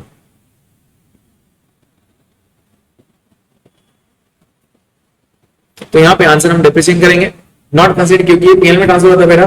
बाकी आर्किटेक्ट की फीस, डेमोलिशन कॉस्ट मतलब बिल्डिंग गिराने का खर्चा और legal cost for buying cost, ये सब आपका कैपिटल एक्सपेंडिचर है। फॉर एग्जांपल मान लेते हैं यहाँ पे एक बिल्डिंग थी, यहाँ पे एक पहले से बिल्डिंग थी और मैंने ये बिल्डिंग खरीदा, और ये बिल्डिंग खरीदने के लिए मैंने उसको पे किया 50 लाख रुपए, मैंने खरीदा 50 लाख रुपए किया अपने नाम पे करने के लिए, मतलब जिसको हम स्टैम्प ड्यूटी बोलते हैं, अपने नाम पे करने के लिए मैंने और 5 लाख रुपए खर्चा किया, तो मेरी अब बिल्डिंग कितने की होगी? द आंसर इज 55 लाख की। ये बिल्डिंग बहुत पुरानी थी, मुझे पसंद नहीं आ रही थी, तो मैंने क्या किया, ये बिल्डिंग को पूरा डिमोलिश कर दिया, पूरा गिरा दिया, ठीक है। और ये गिराने के लिए मुझे 10 लाख रुपए लगते, ये गिराने के लिए मुझे 10 लाख लगते, तो कितना हो गया टोटल? 65 लाख।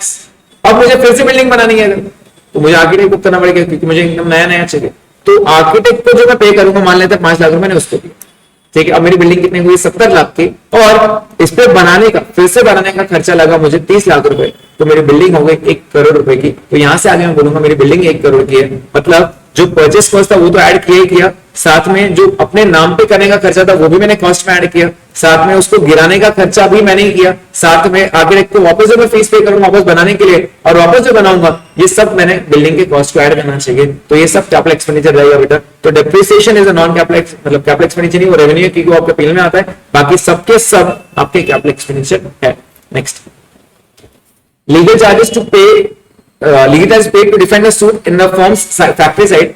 मान लेते हैं मेरे ऊपर कोई केस हो गया बेटा, तो ये नॉर्मल आम बात है, नॉर्मल फैक्ट्री में केस वगैरह होता ही रहता है, तो ये इज नथिंग बट और रेवेन्यू एक्सपेंडिचर, ये बहुत रेगुलर बात है आपके लिए। Next, profit and loss account is prepared for a period for 1 year because of the following concept. बेटा आगे ना भी बात होगी पीरियड की, तो it is nothing but periodicity concept, तो ये पहली बात है अपनी। Next, the trial balance checks the arithmetic accuracy. बेटा सिर्फ अरिथमेटिक एक्यूरेसी चेक करता है, आप 100% सही है और नहीं ये फिलहाल बताना मुश्किल है। Next, errors in carry forward of closing balances from 1 year to another year which affects। फिर अगर आप ध्यान दोगे, एक साल से दूसरे साल में अगर वो एरर्स रहते हैं तो वो सिर्फ बैलेंस शीट कैरी फॉरवर्ड होता है, बिकॉज नॉर्मल अकाउंट तो क्लोज हो जाता है, तो सिर्फ बैलेंस शीट ही आगे कैरी फॉरवर्ड होता है। और बैलेंस शीट में कौन से अकाउंट्स रहते हैं? वहां पे रहते हैं पर्सनल और रियल अकाउंट्स। तो इसका आंसर आएगा both B and C, because normal account तो वहीं के वहीं क्लोज हो जाता है। आप सिर्फ कैरी फॉरवर्ड क्या जाते हो? कैरी फॉरवर्ड सिर्फ बैलेंस शीट के आइटम्स करते हो, मतलब एसेट्स लायबिलिटीज जो पर्सनल और रियल नेचर के रहते हैं। Next, if a bill is drawn on 13th July for 60 days, payment must be made on। 13 जुलाई से 60 दिन आगे जाना प्लस 3 डेज भूलना नहीं ग्रेस के, तो 13 जुलाई से 13 जुलाई से अपने को 60 दिन आगे जाना।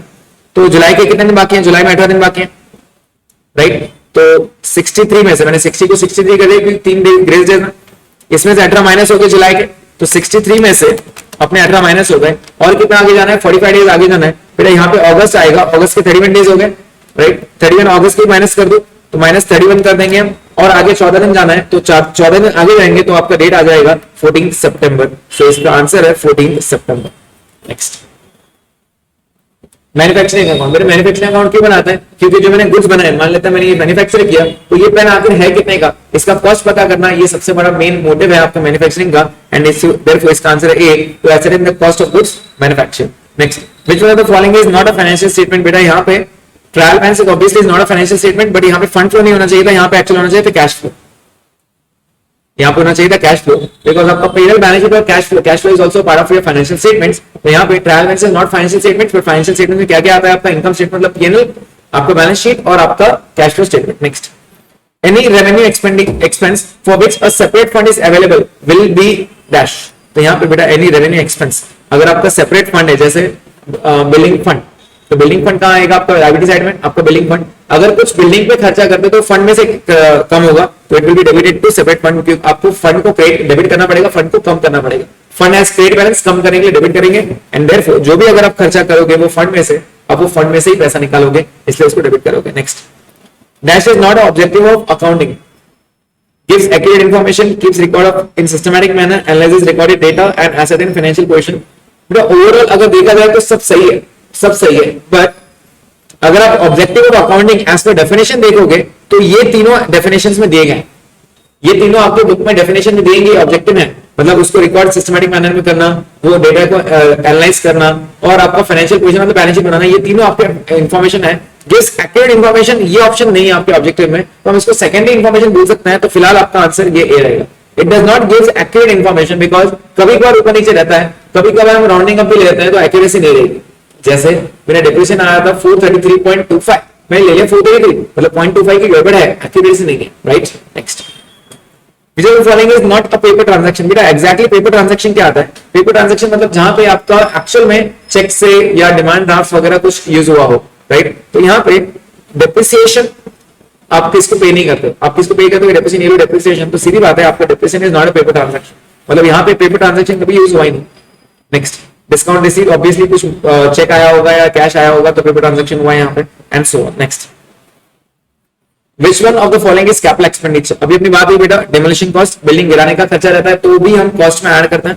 Next, advertising expenses for launching a new product. बेटा एडवर्टाइजमेंट अगर आप न्यू करते हो तो आपका advertisement is always the deferred revenue expenditure, मतलब ये वो एक्सपेंडिचर जो आपको आने वाले बहुत सारे तो कम आएगा, तो आप एक्सपेंडिचर को थोड़ा थोड़ा करके बांटते हो हर साल। Next, dash does fulfil the function of both a journal and ledger. बेटा जर्नल और लेजर आपका कैश बुक रहता है because cash book is primary as well as principal book. Journal और सब्सिडी को प्राइमरी कहा जाता है, लेजर को प्रिंसिपल कहा जाता है और कैश बुक को दोनों ही कहा जाता है। Next, which of the following artificial person, जब थोड़ी पहले बात होती है आर्टिफिशियल मतलब आपका जो भी बैंक्स रहता है वो सब आर्टिफिशियल पर्सन से created by law. Next, accounting cycle ends on. बेटा आइडियली बच्चे इसको टिक करते हैं सी को, which is completely incorrect. Financial statement पे मेरा साइकिल एंड नहीं होता है, एंड होता है मेरे क्लोजिंग एंट्रीज पर। When I close my books मतलब सारे लाइबिलिटी और एसेट्स को क्लोज करना और नेक्स्ट ईयर ओपन करने से वापस स्टार्ट होता है, तो क्लोजिंग एंट्रीज जब मैं पास कर रहा हूं तब मेरे बुक्स क्लोज होते हैं, तो मेरा जो अकाउंटिंग साइकिल रहेगा it will be closing entries से। Next, journal purpose uses to record all cash writing off bad debts purchase of goods on credit. बेटा journal proper uses, journal proper में क्या आएगा कि कैश ट्रांजैक्शन अगर है तो कैश बुक में जाएगा, तो bad debts recovered is cash transaction है, कैश बुक में आएगा।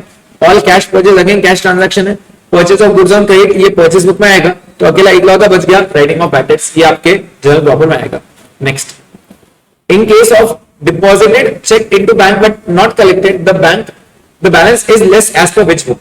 फिर अगर मैं मान लेता हूं ये मेरी कैश बुक है और ये मेरी पासबुक है, ये मेरी कैश बुक है और ये मेरी पासबुक है, एग्जाम्पल मान लेते हैं 1000 रुपए, मुझे 200 रुपए का चेक मिला तो मैं रिकॉर्ड करता हूं, तो मैं रिकॉर्ड कहां करूंगा? ऑब्वियसली पासबुक में रिकॉर्ड नहीं कर सकता, वो तो बैंक करेगा। मैं रिकॉर्ड कहां करूंगा? जब मैं पैसा डालता हूं बैंक में, जब चेक डिपॉजिट होता है मुझे ऐसा लगता है पैसा आ गया, डेबिट और कम्स इनके हिसाब से मैंने यहाँ पे रिकॉर्ड किया तो मुझे लगता है 1200 रुपए यहाँ हो गए, right. But the balance is less as per dash book. फिर यहाँ पे रिकॉर्ड हुआ ही नहीं, क्यों? नॉट कलेक्टेड, अब तक कलेक्ट नहीं हुआ, तो मेरे हिसाब से 12 है, यहाँ पे इसके हिसाब से 1000 रुपए, तो कौन से इसमें बैलेंस कम हो रहा है? तो obviously the answer is passbook.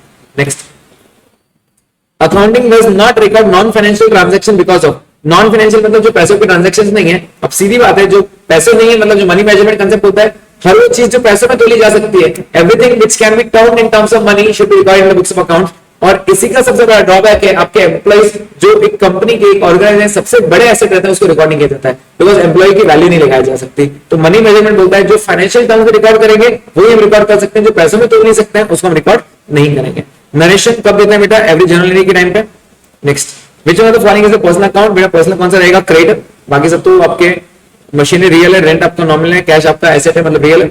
Next, rupees 5000 incurred for upgradation of computer by installation of 120 MB RAM.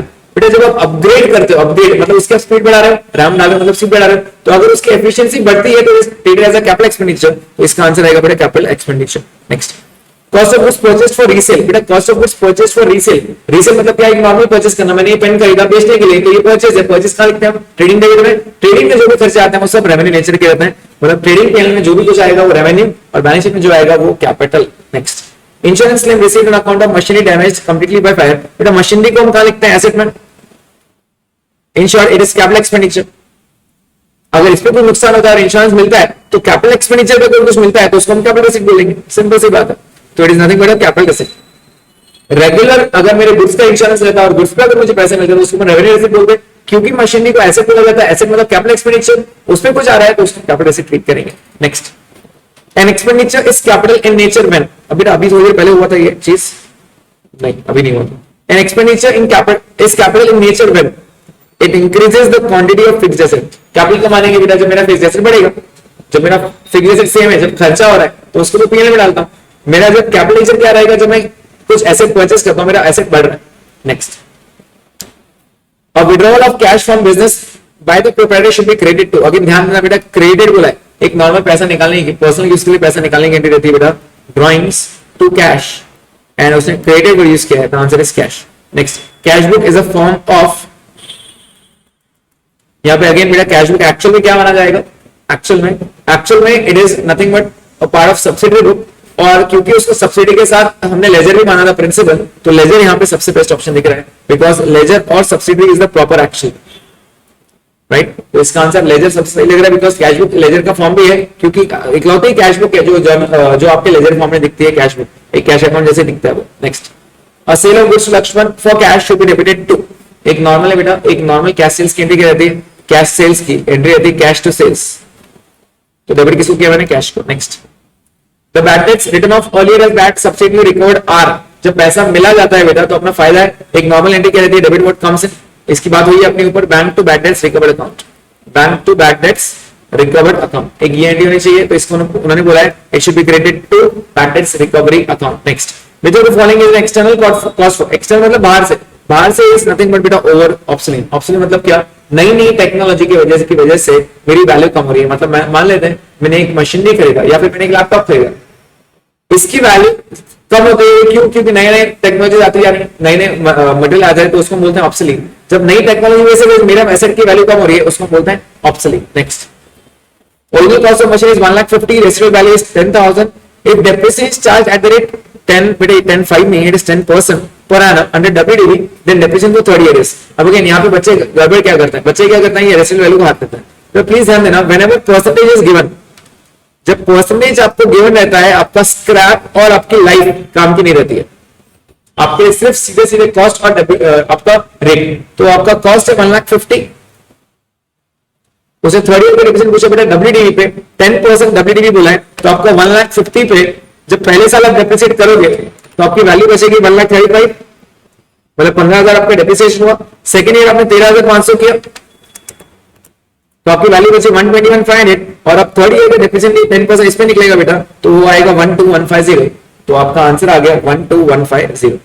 तो अगेन बच्चे गड़बड़ ये 10,000 में करने बेटा, प्लीज मेक श्योर कि जब भी परसेंटेज दिया रहता है आपके लिए वो 10,000 और लाइफ आपके काम की नहीं रहती है। Next, on which of the following asset depreciation is charged as per depletion, बेटा depletion is nothing but for wasting assets, that is for mines and quarries, ये सिर्फ आपके कोल माइंस या क्वारीज रहते हैं उस पे डिप्रिसिएशन मेथड यूज होता है, वरना और किसके लिए नहीं।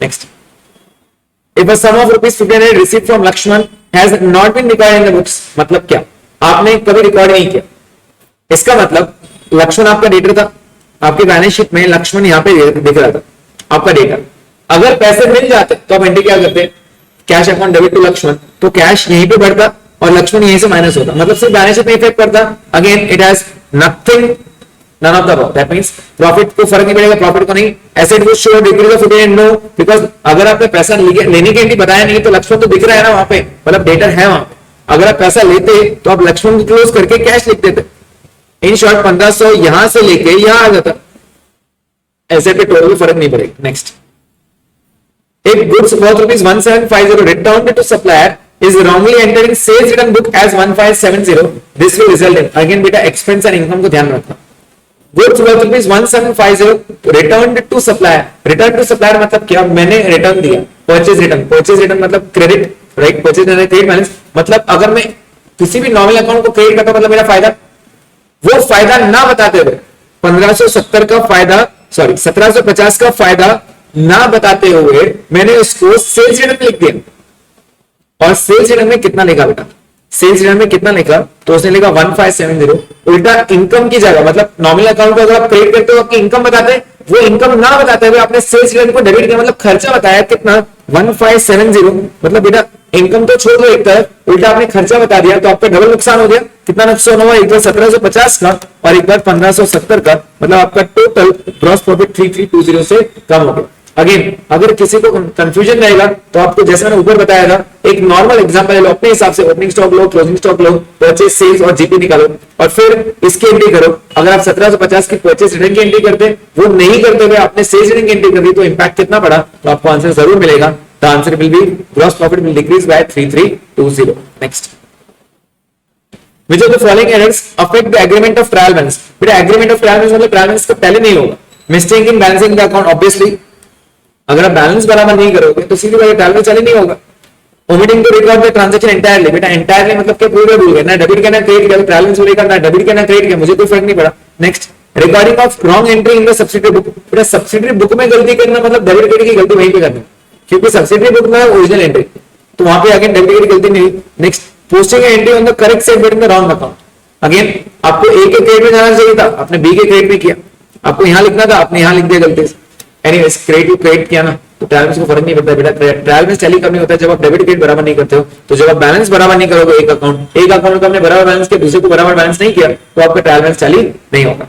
Next, difference in bank balances for passbook and cashbook में अराइज ड्यू टू, डिफरेंस क्यों आ सकता है बेटा, cheques issued but not present, yes, cheques issued but discount, yes, cheque deposit, मतलब सीधी बात है ऑल ऑफ द अबव, सब हर एक की वजह से आपका कैशबुक और पासबुक बैलेंस टैली नहीं हो सकता है।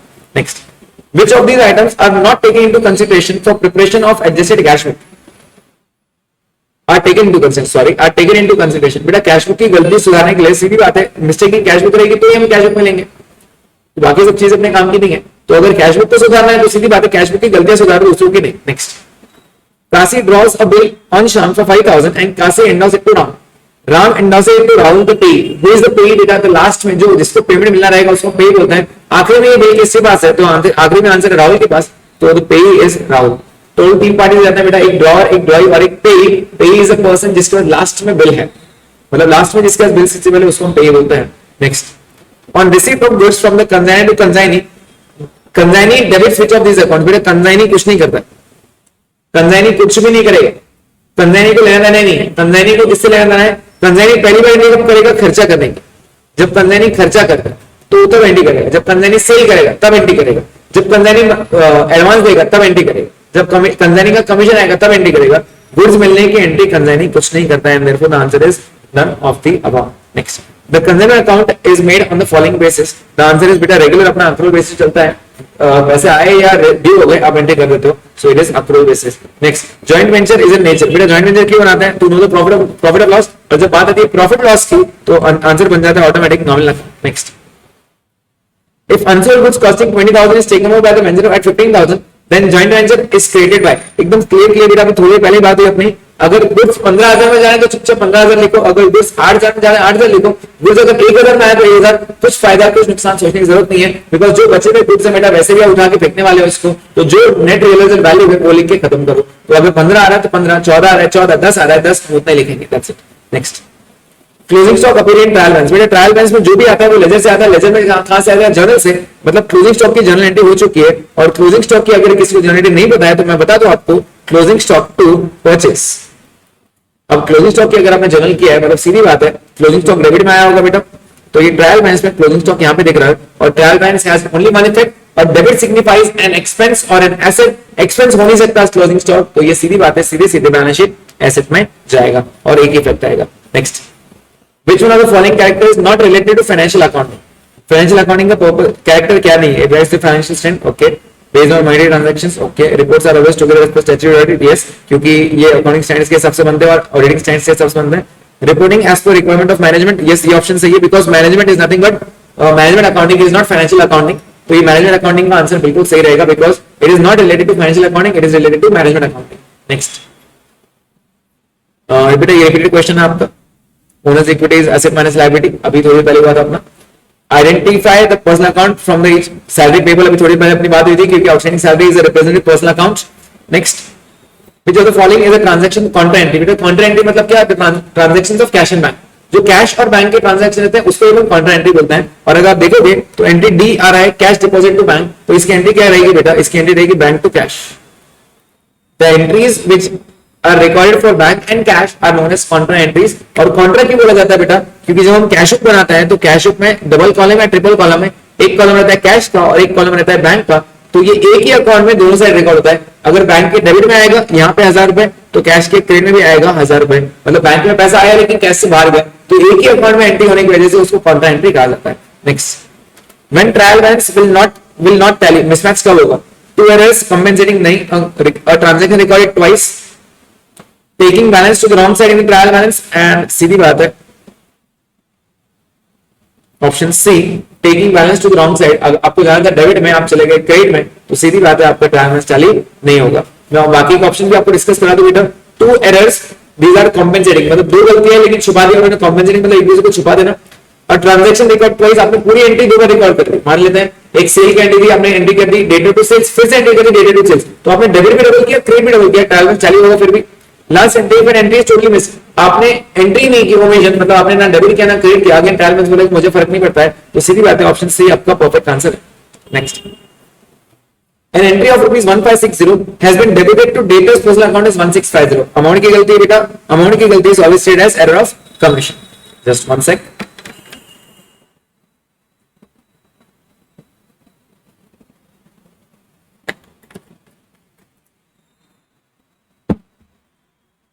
Next, amount set apart to make loss due to bad debts, बेटा loss due to bad debts मतलब हो सकता है, अपार्ट रखना मतलब रख रहे हैं तो इसके is it nothing but a provision मतलब एडेड।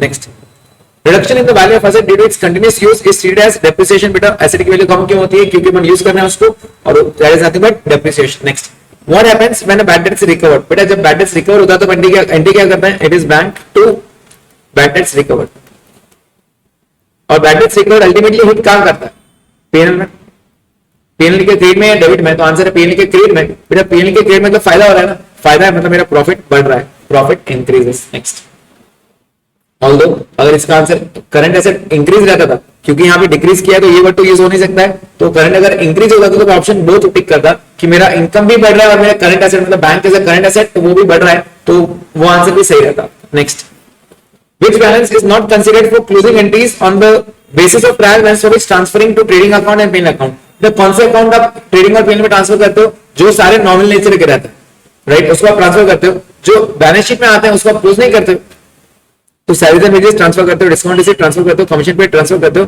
कैश इन हैंड तो आप ट्रांसफर नहीं करते हो, तो ये आपका ऑप्शन रहेगा कैश इन हैंड, बिकॉज उसने कहा not considered for closing entries, so the answer is cash in hand. Next, select entry to rectify an amount of rupees 10,000 withdrawn by owner was debited to trade expense account, बेटा आपने गलती से trade expense कर दिया, जब भी personal use आता है हम ड्राइंग को डेबिट करते हैं, हम किसको डेबिट करते हैं, ड्राइंग्स को, आपने किसको डेबिट किया, ट्रेड एक्सपेंस को, ट्रेड एक्सपेंस को वापस क्रेडिट करो, एंट्री क्या बन जाएगी, ड्राइंग्स टू ट्रेड एक्सपेंस, तो यहाँ पे ऑप्शन ए बिल्कुल सही है, डेबिट करो आप ड्राइंग्स को और क्रेडिट करो आप ट्रेड एक्सपेंस को, ऑप्शन ए बिल्कुल आपका सही है। Next, mister AB enterprises has a bank balance of 8,800 as per cash book and the following were found, फिर 8,800 आपका कैश बुक का बैलेंस है, तो आप ध्यान दीजिए आपका ये कैश बुक है और आपका ये पासबुक है, आपका क्योंकि बैलेंस है मतलब सीधी बात है फेवरेबल बैलेंस है, आपको यहां से याद आना है, तो मैं स्टार्ट कर रहा हूं 8,800 से, एक अंदाजा बैलेंस ले रहा हूं बेटा 10,000 जस्ट टू चेक कि वो ऐड करना है या लेस करना, ठीक है, चेक करो। 3 checks deposited in the bank of 5,800 but only 1 check of 2,000 was clear, वो क्या बोल रहा है, आपने 5,800 का चेक डिपॉजिट किया, बेटा जब आप चेक डिपॉजिट करते हो आप क्या बोलते हैं, डेबिट वर्ड कम से पैसा आ गया, तो आपने बोला 5,800 आ गया, लेकिन वो बोला एक ही चेक क्लियर हुआ मतलब 2,000 रुपए पैसा है, वो बोल रहे हैं 2,000 रुपए है, तो आपके हिसाब से बैलेंस हो गया 15,800, उसके हिसाब से बैलेंस हो गया 12,000 रुपए, तो 15,000 से 12,000 के जाना है तो 3,800 लेस होगा, तो मैंने यहाँ से 3,800 लेस कर दिया, ये हो गया पहला इफेक्ट। दूसरा अगेन इसको हटा देते हैं बेटा, अभी सेकंड क्या बोल रहा है, dividend collected by bank 1250 was wrongly entered in the cash book as 1520 and उसका बैलेंस क्या होगा, तो जब डिविडेंड आया तो आपने बैंक एंट्री कहां करेगा, पैसा आने की बैंक क्रेडिट में एंट्री करेगा, तो ये 2,000 में आते थे बेटा, बैंक ने एंट्री किया 1250 की, आपने भी एंट्री की, पैसा आया लेकिन आपने एंट्री कर दी 1,520 रुपए की, आपने एंट्री कितनी कर दी 1,520 की, आपके हिसाब से बैलेंस हो गया बेटा 11,520 और इसके हिसाब से बैलेंस हो गया 11,250, आप जब यहां से यहां जाएंगे तो आप 270 माइनस करेंगे, तो अगेन माइनस 270, तो आपका आंसर आ रहा है बेटा 8,800 लेस 3,800 लेस 270, तो इसका आंसर आएगा 4730 which is option B. Next, house building advance rupees 2 lakh paid to employees, it is nothing but, बेटा 2 लाख रुपए एडवांस दे रहे हो एम्प्लॉइज को, अगेन बिल्डिंग को कंफ्यूज नहीं होना, it is not a capital expenditure, अगर मैंने किसी को कुछ एडवांस दिया it is nothing but my asset, prepaid expense, अगर मैं किसी एम्प्लॉय को एडवांस दे रहा हूं उसका घर बनाने के लिए तो मैं उससे वापस वसूलूंगा, इट इज नथिंग बट मैंने उसको एडवांस पे किया, मेरे लिए एसेट है, मुझे पैसा मिलने वाला है, तो यहाँ पे it is nothing but asset. Next, claims against company pending in court case, बेटा अगर कोर्ट में पेंडिंग है तो मुझे देना थोड़ी है पैसा, हो सकता है मुझे देना पड़े, हो सकता है नहीं भी देना पड़े, अगर आपको लग रहा है नहीं देना पड़ेगा तो प्रोविजन क्रिएट करो, और अगर आपको प्रोविजन क्रिएट नहीं करना है it is nothing but it a contingent liability which is आपको बैलेंस शीट के बाहर शो करना पड़ता है एज अ फुटनोट। अगर अपने ऊपर केस चालू है तो ऐसा हो सकता है कि केस हार जाऊं, ऐसा हो सकता है मैं केस जीत भी जाऊं, तो हार गया तो मुझे भर के देना पड़ेगा, तो इसलिए मैं कॉन्टिजेंट लायबिलिटी बता रहा हूं कि ऐसा हो सकता है कि मैं केस हार जाऊं और मुझे भर के देना पड़े, तो यहाँ पे contingent liability. Next, which of the following is not a negotiable instrument. बेटा प्लीज ध्यान देना, यहाँ पे करेंसी नोट आपका section 13 of negotiable instrument act 1881 आपको क्लियर बोलता है currency note is not a negotiable instrument. फिर आगे नेगोशिएबल इंस्ट्रूमेंट जो एक्ट है आपको पढ़ना ही है अगले साल फिर से आपको इंटरमीडिएट में लॉ में, बट आपको अभी से सीख के जाना है कि currency note is never a negotiable instrument. Next, क्योंकि उसका राइट हमारे पास नहीं है, हम नहीं छाप सकते हैं। Next, which one of the following is not a feature of joint venture business. Co-venturer may और may not contribute initial capital, सीधी बात है बेटा। अगर मेरी इच्छा नहीं है, मेरे पास पैसा नहीं है, लेकिन मेरे नॉलेज बहुत है, तो सामने वाला पैसा लगाने को तैयार है, मैं बेचने को रेडी हूं, तो हम जॉइंट वेंचर में आ सकते हैं, मतलब पैसा लगाना जरूरी नहीं है। Next, it is a limited duration, बिल्कुल सही बेटा। मतलब joint venture is nothing but a limited period partnership, it is done for specific purpose. मान लेते हैं बिल्डिंग बनाई थी, बिल्डिंग बन गया, हम पार्टनर्स खत्म। नेक्स्ट, प्रॉफिट और loss of joint venture share as per capital ratio, बेटा ये बिल्कुल गलत है। कैपिटल रेशियो नहीं होता है, क्यों? क्योंकि वो पार्टनर्स या फिर को-वेंचर डिसाइड करते हैं कि उनका रेशियो क्या होना चाहिए। सो द आंसर इज डी। उन्होंने कहा है नॉट अ फीचर, तो नॉट अ फीचर में ये आंसर गलत है। Next, delegated commission is consignment business in generally payable on. Again confusion बेटा बच्चों को रहता है कि डेलीगेटेड क्रेडिट सेल्स पे रहता है। Delegated is always paid on total sales, जब तक बोला नहीं जाए तब तक वो ऑलवेज ऑन टोटल सेल्स। तो डेलीगेटेड दिया भी जाता है बेटा कि अगर सामने वाला पैसा ना दे तो बैड डेट्स का लॉस कंसाइनी को बेयर करना पड़ेगा, मुझे नहीं बेयर करना। तो कंसाइनी क्या करेगा? उधार पे माल कम बेचेगा, इसका मतलब ये नहीं कि बेचेगा नहीं, राइट? तो डेलीगेटेड मुझे टोटल सेल भी देना है। Next, there are 250 members in Sri Krishna club where annual subscription is 500. Total आपका कितना है बेटा? 250 मेंबर्स हैं और आपका एनुअल सब्सक्रिप्शन 500 रुपए के हिसाब से। During 16-17 subscription received was 97,500 and subscription receivable is 47,500. What is the amount of subscription received advance? बेटा अगेन अगर आप चेक करोगे, आप इसको सब्सक्रिप्शन अकाउंट से भी कर सकते हो या फिर आप अपने रेगुलर इनकम एक्सपेंडिचर से भी कर सकते हो। तो मैं आपको पहले रेगुलर इनकम एक्सपेंडिचर बता देता हूँ। जब पैसा मिलता है तो हम यहाँ लिखते हैं बाय सब्सक्रिप्शन कितना 97,500 मिला मुझे, राइट? मेरा आउटर कॉलम क्या आना चाहिए? अगेन मैंने आपको अभी थोड़ी पहले बताया था 250 मेंबर्स है, 500 रुपए देना है, तो मेरा आउटर कॉलम तो आना चाहिए 250 into 500, मतलब मेरा टोटल आउटर कॉलम आना चाहिए 1,25,000 which is nothing but my income for the year। मिला कितना? 97,500। उसमें वो क्या बोल रहा है? सब्सक्रिप्शन रिसीवेबल इज 47,500, मिलने वाला है, अगर मिलने वाले को ऐड करता है, ऐड आउटस्टैंडिंग कितना? 47,500। फिर अगर मैं 97,500 में 47,500 ऐड करूं तो सॉरी 97,500 प्लस 47,500 तो टोटल का 1,45,000, लेकिन वो आउट ऑफ तो 120 आना चाहिए, 125। तो यहाँ पे कितना माइनस करूं बेटा? 20,000 माइनस करूंगा। क्यों माइनस करूंगा? बिकॉज सीधी बात है, मुझे एडवांस मिला। मुझे क्या मिला होगा? एडवांस। तो यहाँ पे उन्होंने वही कहा है what is the amount received advance, तो आंसर इज ए 20,000, क्योंकि आपका आउट ऑफ 1,25,000 आना चाहिए, right? Next, when goods are purchased for the joint venture the account to be debited is, जब भी गुड्स खरीदते हैं तो हम जॉइंट वेंचर को डेबिट करते हैं या फिर परचेज अकाउंट को भी डेबिट किया जा सकता है। तो द आंसर इज डी, इधर परचेज अकाउंट और joint venture account. Next, the abnormal loss of consignment is credited to. अगर आप चेक करोगे बेटा ये आपका कंसाइनमेंट है और यहाँ पे आप लिखते हो by abnormal loss and therefore it is nothing but consignment account, option C consignment account. Next, fixed assets and current assets are categorised. बेटा फिक्स्ड और करंट को मैं अलग अलग बांटता हूं, क्यों? क्योंकि गोइंग कंसर्न, मुझे मालूम है कि मेरा बिजनेस सालों साल चलने वाला है। अगर मुझे मालूम रहता है कि मेरा बिजनेस 8 महीने बंद होने वाला है तो फिर मैं फिक्स्ड एसेट करूंगी क्यों? फिक्स्ड एसेट हम किसको बोलते हैं? जो मेरे साथ 1 साल से ज्यादा मेरे बिजनेस में रहेगा, जिसका बेनिफिट लॉन्ग टर्म रहने वाला है। तो अगर मेरा फिक्स्ड एसेट और करंट एसेट मैं बाइफरकेट कर रहा हूं, क्यों?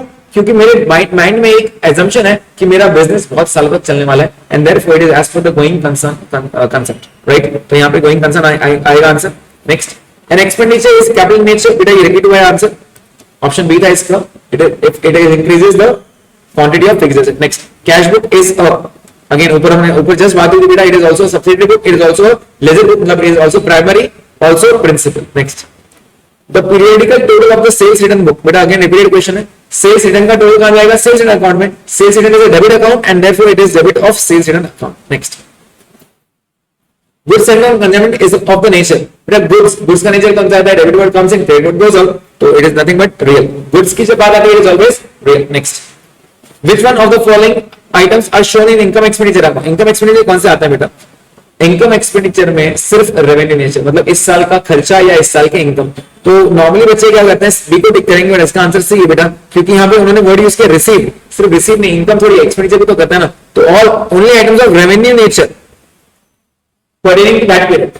इनकम एक्सपेंडिचर में इस साल का खर्चा या इस साल की इनकम आनी चाहिए, इसी पीरियड की आनी चाहिए, तो आएगा आंसर। तो answer is revenue, because income expenditure is nothing but आपका रेवेन्यू, मतलब पीएनएल आपका, right. Next, income tax of sole provider, बेटा income tax is nothing but your personal expense. Personal expense हमेशा क्या करता है, कैपिटल को कम करता है, कैपिटल स्टेट बैलेंस कम करने के लिए debit, and therefore it should be debited to capital account. अगर यहाँ पे कैपिटल की जगह ड्राइंग्स का यूज करें तो भी चलता है, कोई प्रॉब्लम नहीं है, मतलब आपका drawings account debit to capital account ऐसा हो सकता है। Next,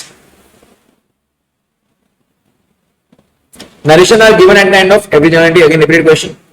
Life membership fees received by a club is, बेटा life membership fees, life membership normally एक ही बार मिलता है, और जब एक बार मिलता है, जो बार बार नहीं आता है उसको कैपिटल रिसिप्ट बोलते हैं, जब बार बार आता है तो उसको रेवेन्यू रिसिप्ट बोलते हैं। जैसे subscription is the revenue receipt, income में आएगा, लेकिन जो एक बार पैसा आता है उसको नॉर्मली कैपिटल फंड का पार्ट मानते हैं।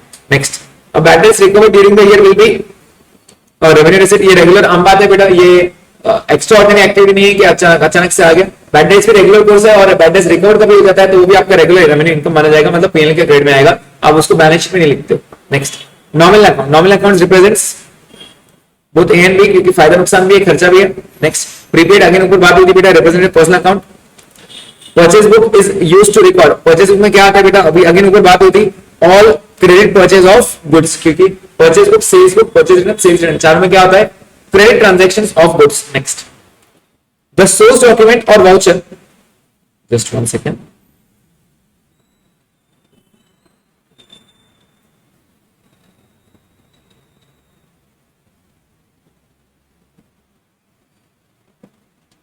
yes, the source document or voucher used to record in the sales book। अभी थोड़ी देर पहले भी अपनी बात हुई बेटा, तो मैंने आपको बताया था income invoice send, invoice receive, debit note, credit note. तो यहाँ पे सेल्स बुक है बेटा, सेल्स बुक मतलब अपन ने माल बेचा होगा तो अपन ने बिल दिया होगा, it is nothing but invoice sent out. Next, ledger contains, बहुत सारे बेटा लेजर में क्या रहता है, लेजर अकाउंट्स रहता है, लेजर में क्या रहता है, ledger has a lot of ledger accounts in it. Next, purchase price of the machine is 890, freight and cartage is 7000, installation is 30000, insurance is 12000। बेटा यहाँ पे insurance is not to be added because insurance साल भर का रहता है, लाने तक का जो खर्चा रहेगा वो, हाँ अगर इसको क्लियर भी बोलते ट्रांजिट इंश्योरेंस है तो मैं कॉस्ट में जरूर ऐड करता, प्लीज ये गलती नहीं करना, 20 उसमें ऐड नहीं करना। तो यहाँ पे 890 आपका परचेस प्राइस है, फ्रेट आपका 7000 कॉस्ट में ऐड होगा, इंस्टॉलेशन आपका 30,000 ऐड होगा, इंश्योरेंस ऐड नहीं होगा, क्यों नहीं ऐड होगा, for the simple reason it is a revenue expense, आपके पेन के डेबिट में आएगा, कॉस्ट में ऐड नहीं होता है। ट्रांजिट इंश्योरेंस ज्यादा, लाने तक का खर्चा, आगे का नहीं, फिर लाने तक का अगर इंश्योरेंस ज्यादा तो मैं बिल्कुल ऐड करता, लेकिन उन्होंने यहाँ पे फ्रेट एंड कार्टेज वर्ड दिया है तो इंश्योरेंस भी वहां आ गया होगा, ऐसे मान के चलना पड़ेगा।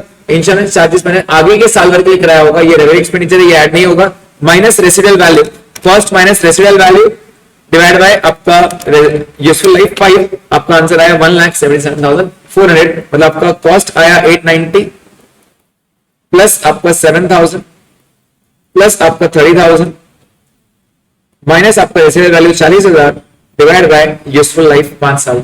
The formula is cost minus scrap divide by useful life. Again एक की पॉइंट यहां बताना चाहूंगा बेटा, अगर पूरे क्वेश्चन में यहां बोलता है 10% एसएलएम, सपोज ऐसा वर्ड दे देता तो प्लीज ध्यान देना आपका स्क्रैप और यूजफुल लाइफ काम पे नहीं था।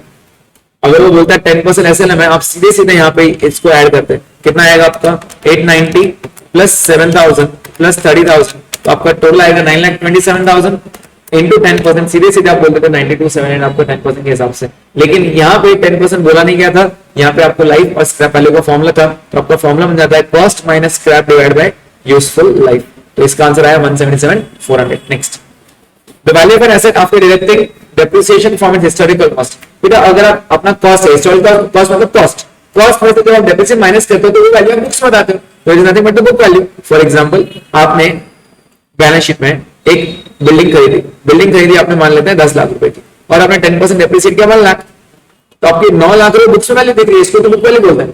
बुक वैल्यू बोलो या फिर कैरिंग वैल्यू बोलो, आपके बुक्स में उसको कितने में कैरी कर रहे हो, आप कितने वैल्यू पे बता रहे हो, तो उसको 9 लाख में, तो इसको बुक वैल्यू भी बोलते हैं या फिर कैरिंग कॉस्ट भी बोलते हैं। कैरिंग कॉस्ट आपकी बुक्स में कितने में कैरी हो रहा है। Next, goods worth ₹272 returned by Lala passed through the books as 722। In the rectification entry dash आपको क्या रहेगा फिर अगर आपने रिटर्न बाय लाला है, रिटर्न बाय लाला मतलब लाला ने रिटर्न दिया मतलब ये सेल्स रिटर्न है, एक नॉर्मल एंट्री होनी चाहिए सेल्स रिटर्न टू लाला। और अगर ऑप्शन चेक करोगे सब लाला लाला है मतलब सब लाला के अकाउंट में गड़बड़ हुई है, तो यहां पर आपने एक्चुअल एंट्री करनी चाहिए थी 272 की, बट आपने बुक्स में पास कर 722 की, मतलब आपने लाला के क्रेडिट में 1722 लिख दिया, जबकि आपने लिखना चाहिए 272। आपने ज्यादा लिख दिया, ज्यादा लिख दिया मतलब आपको कम करना पड़ेगा, तो कितना कम करना पड़ेगा बेटा, जितना इतना ज्यादा लिखा 722 माइनस 272, आपने 450 ज्यादा लिखा, तो आपको लाला के अकाउंट को डेबिट करना पड़ेगा 450। ऑप्शन इज ए, लाला के अकाउंट को आपको डेबिट करना पड़ेगा 450 से। Next, when preparing a bank reconciliation statement, if you start with debit balance as per cash book, check sent to bank but not collected should be। फिर again simple सा statement है, आपका cash book है और ये passbook है, आप start कहां से कर रहे हो, when preparing a, if you start with debit balance as per cash book मतलब आपका एरो ये रहना चाहिए, मान लेते हैं 1000 balance, cheque send to bank but not collected, मैंने चेक भेजा, मान लेते हैं 200 रुपए का चेक भेजा लेकिन वो कलेक्ट नहीं हुआ, बैंक में पैसा आया नहीं, मेरे हिसाब से 1200, उसके हिसाब से 1000, क्या होना चाहिए 1200 का माने के लिए डिडक्टेड माइनस, ये रिपीटेड क्वेश्चन का ऊपर आया था। Payment of bills of exchange is received by, फिर मिलता किसका पैसा, पैसा किसको मिलेगा, अल्टीमेटली जो आखिर में जिसके पास पैसा रहेगा, it is nothing but by holder, in short the pay. पैसा किसको अल्टीमेटली मिलता है बेटा, तो पैसा मिलता है होल्डर को। अगेन ये पेमेंट नहीं है, पेमेंट रिसीव्ड है, पैसा अल्टीमेटली मिलेगा किसको, जो आखिरी में होल्डर रहेगा। Next, which one of these are recurring, recurring मतलब जो बार बार आता है बेटा, तो बार बार कौन सा आता है, ट्रांजिट हम एक बार करते हैं, ऑक्टर हम एक बार देते हैं, लोडिंग अनलोडिंग एक बार देते हैं, लेकिन ग्राउंड रेंट हम बार बार देते हैं, बार बार मतलब हमेशा ऐड होता रहेगा।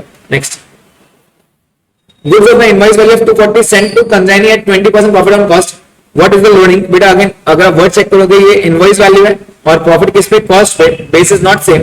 अगर आईपी आपका 240 है, आईपी आपका 240 और प्रॉफिट 20% ऑन कॉस्ट है, तो 20 मतलब 1/5 on cost is 1/6 on IP, तो सीधे सीधे 1/6 निकालो बेटा, 240 का 1/6 कितना होता है 40,000, सीधे सीधे direct answer A 40,000।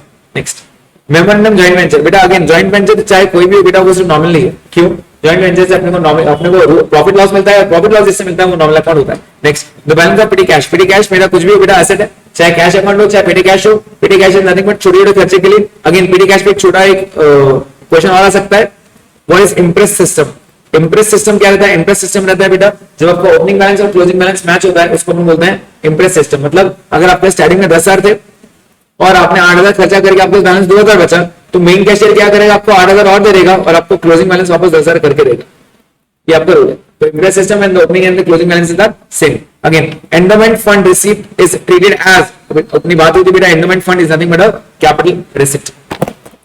With this, we complete 154 questions of the mock, that is sorry, of the big question which is provided by the institute. I hope आप लोगों को सारे सब कुछ समझ में आया होगा जो भी हमने किया। कुछ एंट्रीज हो सकती है बेटा थोड़ा फास्ट किया हो, बीइंग लास्ट डे रिवीजन, आप लास्ट डे पे अगर आप ये करोगे तो ऑब्वियसली थोड़ा फास्ट रहना जरूरी है। फिर भी अगर कुछ समझ में नहीं आता है बिल्कुल कमेंट सेक्शन में आंसर ड्रॉप कर सकते हो। इसके अलावा कोई क्वेश्चन अगर पेंडिंग रहेगा, आपको नहीं समझ में आ रहा होगा, बिल्कुल आप ड्रॉप कर सकते हो। I will be ready to help. जब तक आप लोग एग्जाम नहीं होते बेटा मैं बिल्कुल आपके साथ हूँ। इनफैक्ट पूरी एचजीपीए टीम आपके साथ है। आपको जो भी सब्जेक्ट में क्वेरी रहेगी आप बिल्कुल कमेंट सेक्शन में डाल सकते हैं, हम बिल्कुल उसको एडिटिंग करके आपको सॉल्व करके देंगे। राइट, ठीक है, तो फिलहाल इसको यहाँ स्टॉप करते हैं।